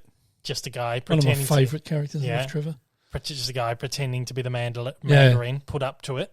And at the end of the movie, discover that the Mandarin is actually a real person and he's still out there. Right, yeah. It's this guy. Ah. So we've come back to it. We've looped back. Finally, we're going to get the real Mandarin in the MCU. Awesome. Yeah. And, of course, the 10 Rings was the terrorist society in Iron Man 3. Yeah. So you had you see Trevor sitting in the chair, you've got the 10 rings. Yeah, that's right. Yeah. And even that goes even back to Iron Man 1. The 10 Rings is that terrorist organisation that kidnaps Tony Stark. Oh, I don't remember that. So there you go. So it's all tying in.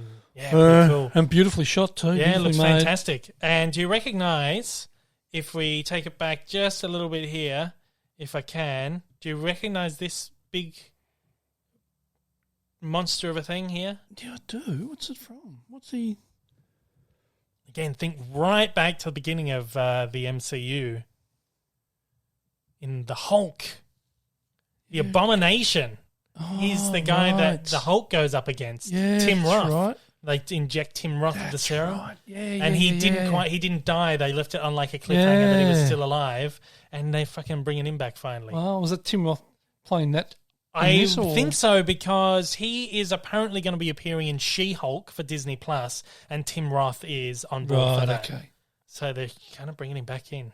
Awesome. Gets that. Yeah, I do remember the character. There you go. So I'm looking forward to this. The cast is fantastic. And, more Marvel and more... And we say it every time. That, I mean, they're just... The production values on this stuff is just out of this world, man. It's so beautiful.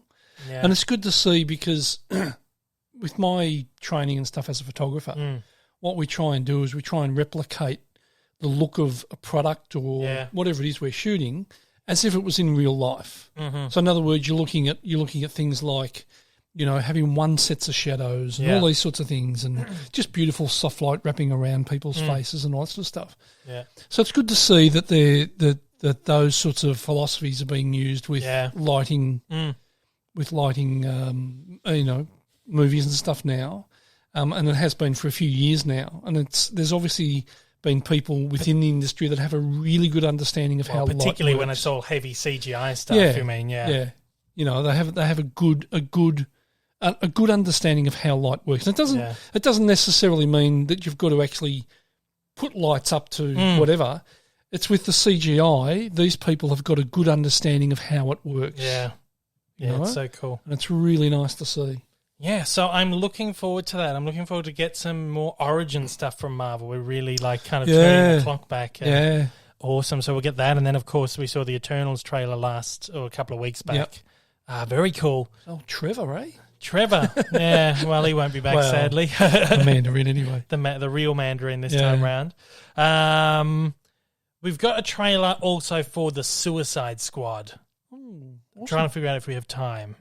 What do you reckon? Yeah, you got time. All right, let's have a look. You've cut a segment. So. Yeah, well, but we replaced it with other segments. Okay. So let's do it quickly. This is, of course, the Suicide Squad. This is James Gunn, director of Guardians of the Galaxy. This is the project he took up at DC after Disney fired him from Guardians 3. Oh. And so he's taken this up at DC, and then Disney hired him back anyway. So they kind of threw the order of the Marvel stuff out. So he went to DC, and then he went back, and he's going to start shooting Guardians 3 soon. Right, okay. So anyway, this is James Gunn's take on the Suicide Squad, which has been described as not a reboot and not a sequel to the other Suicide Squad movie, even though some of the actors are the same. Yeah, okay. So who knows what the fuck this thing is. DC, there's no plan there. They just do whatever the fuck they want. And the seat of their pants. And they've obviously given James Gunn just free reign to just fucking go and do what you want. Here we go. Each member is chosen for his or her own completely unique set of abilities. I need to feel the raindrops on my head, on my head. Hey guys, sorry I'm late. had to go number 2. Good to know.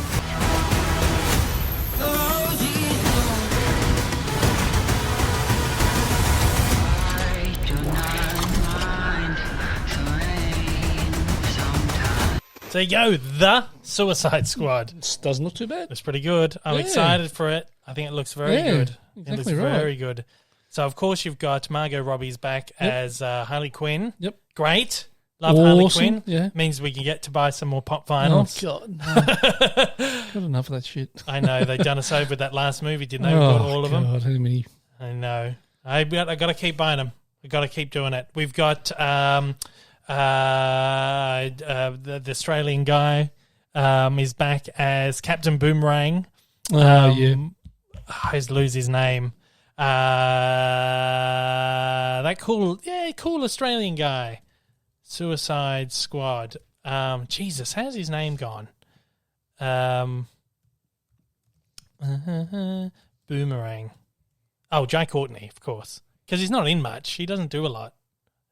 So Jai Courtney is back as Captain Boomerang. You've got John Cena is playing Peacemaker, and they think John Cena, they've been so impressed with his performance in this movie that they're now working on a TV series for HBO Max. Oh, really? Which James Gunn has written, and he went to and Warner Brothers was like, I've written this whole series for Peacemaker, let me make it. They're like, go ahead and do it. So they're doing that. Did he bring him in because Guardians had what's his name? The other Dave Bautista, probably. That worked well. Let's get another wrestler in for this one.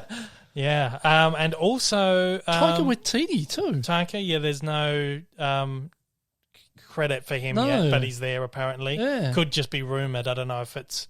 But Joel Kinnaman, I was going to say, is back as Rick Flag. He was in the first one as well. Yep. He was in that Moon show that we watched. Space Station, fucking. For All Mankind, For All Mankind, on Apple Plus, right. yeah. And of course, James Gunn has brought along a bunch of his mates to be part of it as well. Michael Rooker, yep, Yondu, he's in there as Savant. Nathan Fillion is in there as TDK. Nathan Fillion's in a lot of James Gunn stuff, and his brother Sean Gunn is playing the Weasel. Oh. Sean Gunn is in Guardians as well. Right. He plays. So he's just brought a few from Marvel across with him. Yeah, pretty much. Idris Elba's always good. Yeah. Not always, but, nice stuff he touches. Pretty and Viola much Davis, I like her too. Yeah. Well, she was in the first one as well, Yeah. Amanda Waller. Yep. So they've brought some older cast, brought new ones across. Will Smith was apparently approached to come and be Deadshot again. He was like, I want nothing to do with this franchise again. Really? Yeah, but fucking look how good it is. Yeah. Trust the director. And of course, what's his face? He'll reappear in the next one. The joke, yeah, probably. What's his name? The Joker.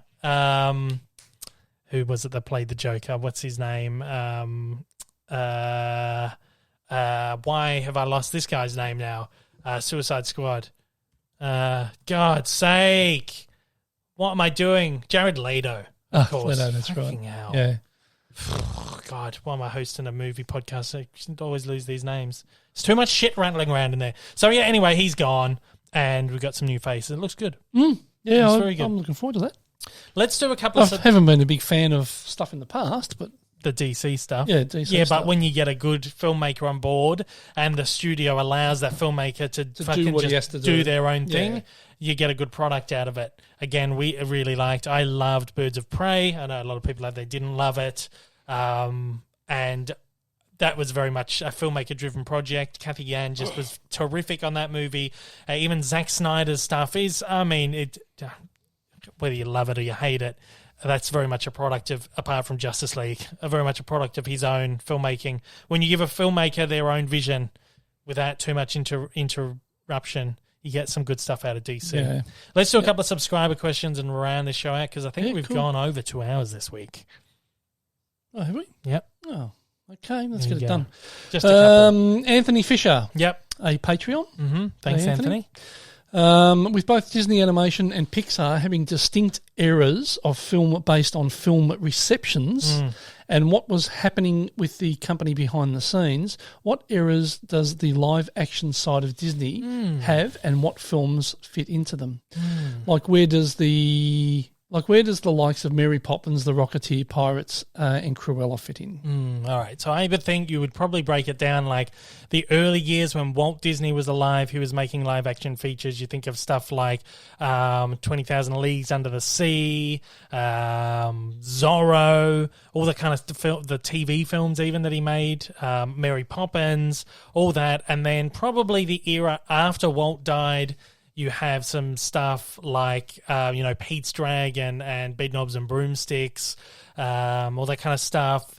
And then you kind of have like all those kind of wacky comedies and shit, Freaky Friday and The Parent Trap and all that. It's probably in that same kind of era.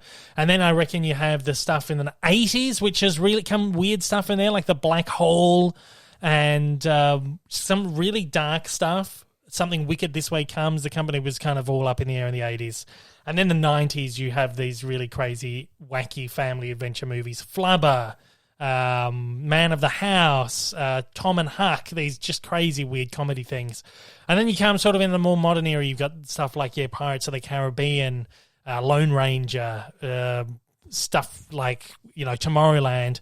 And then, of course, the more modern stuff is like these live action remakes, which are kind of controlling everything at the moment. I think really maybe even Disney Plus era is taking us into a new era too. So there you go. That's what I think. That's how I'd break it down, I think, anyway. Fair enough. Pete. We got one from Pete Seamos. Pete, another Patreon. Yes, thank you. Up in New South. Yes. Loved the Beatles discussion last week. It was so good. It was like you two were frozen in time. Well, we sort of were a bit. Because the camera went off. Did he? Yeah, he must have. Camera went out, So there's just a graphic up on the screen for exactly. that portion of the video version. Exactly. Yep. So following on from that, what's your favourite Beatles album? Which Beatle do you think had the best solo career? For mine, Revolver, White Album and Abbey Road. Although they are all great post-Beatles, I think Lennon put out the highest quality stuff. Yeah. All right. You can take this one. It's hard to pick for me because I like nearly all their stuff. Yeah. I love Revolver. An earlier one with the Beatles. I love. Sometimes I just put that on I just really enjoy it. But probably for me, I would think Let It Be would be the one for me. And I agree with you, Pete. John Lennon, hands down for me. I mean, he's my hero, and he definitely produced the best quality work over a longer period of time. Yeah. George Harrison was the best musician of them all, without any shadow of a doubt. He could play instruments like anybody else. And Paul, I think Paul really only put out Band on the Run was probably his best album post Beatles, and that was very Beatlesque. Yeah, anyway. well, he was writing at the same time. He wrote those songs when they were doing Abbey Road and Let It Be, and Harrison was doing All Things Must Pass at the same time. Yeah, but they were writing them for the Beatles. Yeah, and then when they broke off, they just did their own thing. There's some recordings, particularly of the Harrison stuff, that later went on All Things Must Pass, that the other Beatles were actually playing with him. Yeah, on the anthology discs. So for me, John Lennon, without doubt, because of a longer, he produced great quality work over a longer period of time. Yeah. Of course, he had his 5-year absence from Spotlight, then came back and produced an album and was shot. Unfortunately, but yes. and to be honest, I never used to be a huge Paul fan. Yeah. But and Ringo, of course, just Ringo's. So Ringo. John Lennon and Let It Be is the answers. I would say Abbey Road is my favourite album. I just love the high concept of it. I love the medley at the end, where it's just like a bunch of songs, because that was the B side of the album, wasn't it? Yeah, the whole medley. It was. Yep. And then John Lennon as well. That was the answer for that. Awesome. All right, next one. Alan Driver. Yeah. It's a long one. With the return of Hanna-Barbera characters in Jellystone, I have some concerns about the show being more of a modern animated show we get every other month, making it hard to make it stand out. Should there be that concern for the show? Should there be that concern for the show? Or will it be like the Looney Tunes show, where it was more of a sitcom, which I prefer? Also, what are the retro characters what other retro characters do you want to see make a return? Wacky Races is my favourite old animated. I love Wacky Races. Favourite old animated show. And while I didn't care for the reboot, could we get a Wacky Races movie? I think Scoob was great, and love to see a Wacky Races movie in that animation style. So this is Jellystone. This is this. If you look here, this is Jellystone. This is this new Yogi Bear kind of Hanna-Barbera character thing. I think what he's saying is this looks like really modern. It's too modern. It's like every other show that's out there at the moment. Are we concerned? A lot of people are raising concerns over the animation style. I think it looks all right, but it does look very like SpongeBob or that kind of thing. I'm not too sure how well this is going to go. I really like what he mentioned, the Looney Tunes show, where it was more of a sitcom and the characters were presented kind of in original designs, but it was actually really quite smart and quite clever and very funny. So I don't know. I am kind of worried about this. I feel like a lot of these characters aren't. I think they're kind of a bit more obscure these days, and to play around with them this much might be a bit. I don't know, it might be a bit much for audiences, so I don't really know how well that's going to go. As for other stuff that I'd like to see them reboot, I don't know. I think, well, he asked about the Wacky Races movie. I don't know, because they did Scoob. It didn't do very well, but now they're doing Scoob 2. The idea with Scoob was to do a Hanna-Barbera universe in the movies.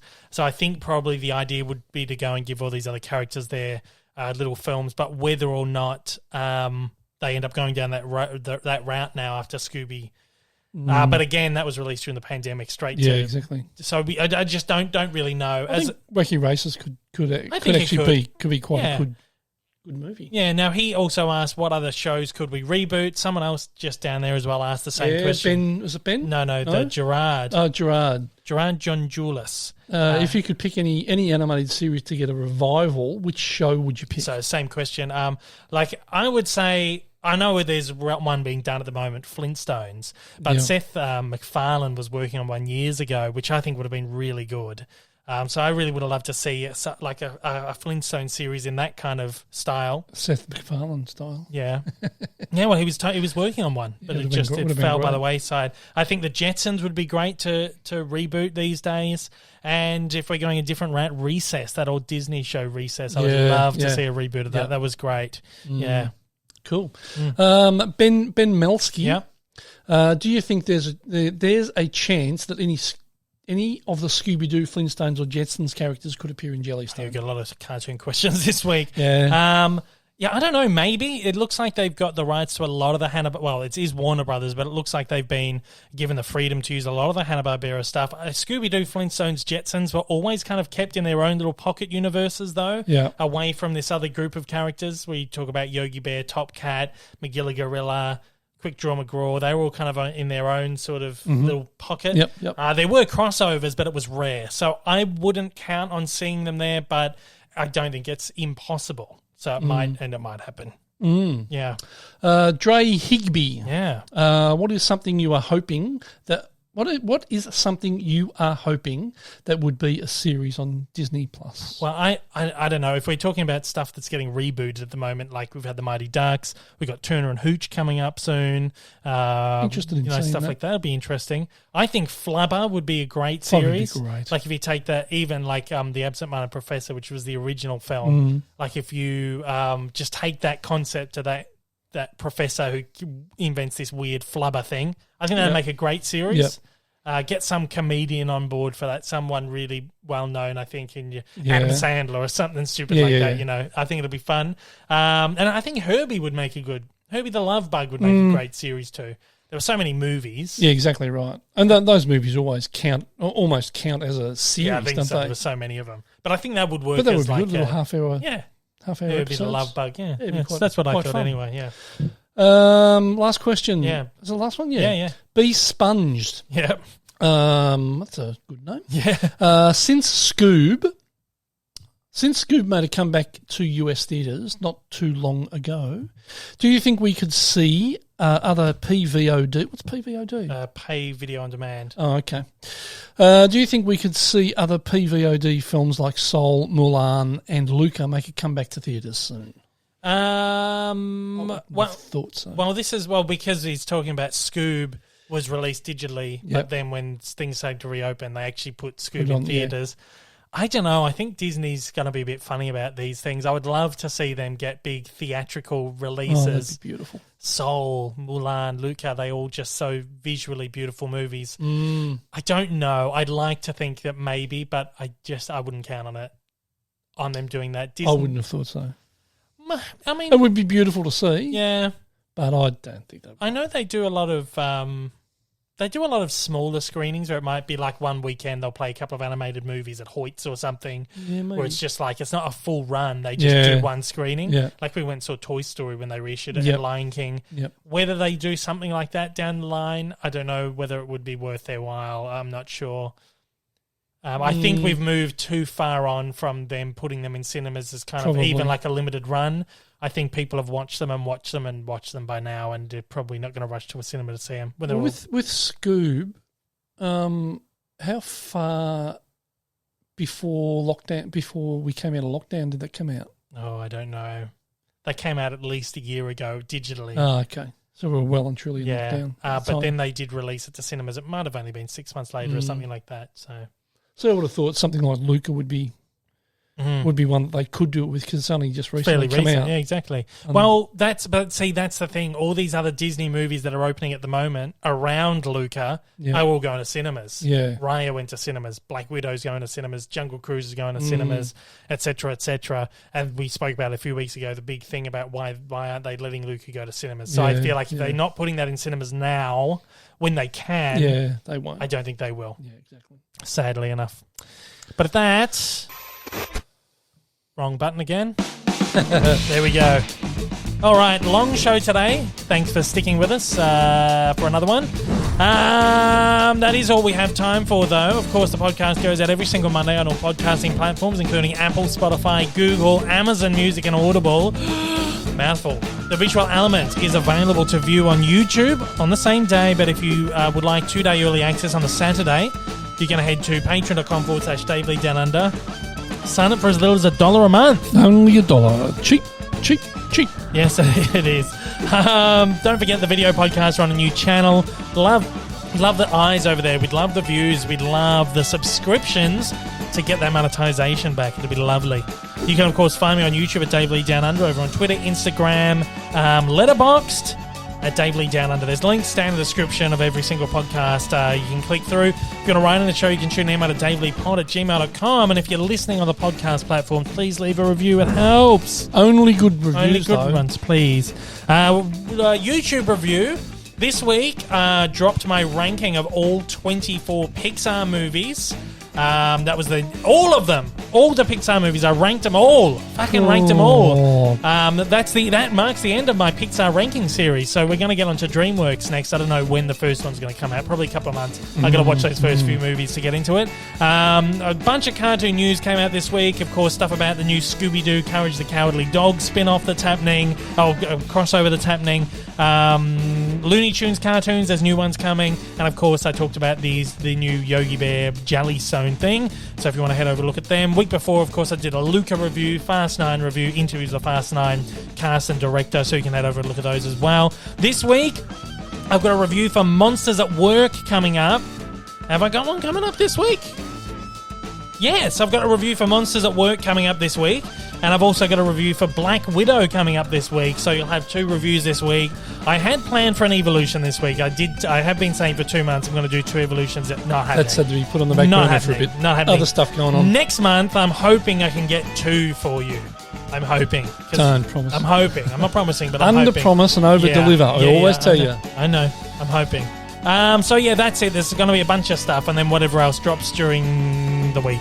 Don't forget, of course, to head over and listen to the Weekly Planet podcast or view it on YouTube. That's all down in the description below. And if you want to watch my Weakest Link episode, I'll leave a link for the 9 Now video player. You can watch the episode if you're in Australia. If you're overseas, like if you want to watch the full thing, you can probably do it with a VPN, but otherwise you've got the best bits on the show anyway. So again, but thank you to James and Nick over at the Weekly Planet for having me on the show. It was fantastic. Thanks for getting me out of my hair for a couple of hours. Yeah, and thanks to everybody out there who has listening to this or watching this as a result of the Weekly Planet. I appreciate you joining on board. Thank you. That's it. You got anything else to say? Nope. That's the end. See you later, guys. We'll see you next See week. ya. Take care. Stay Take it healthy. easy.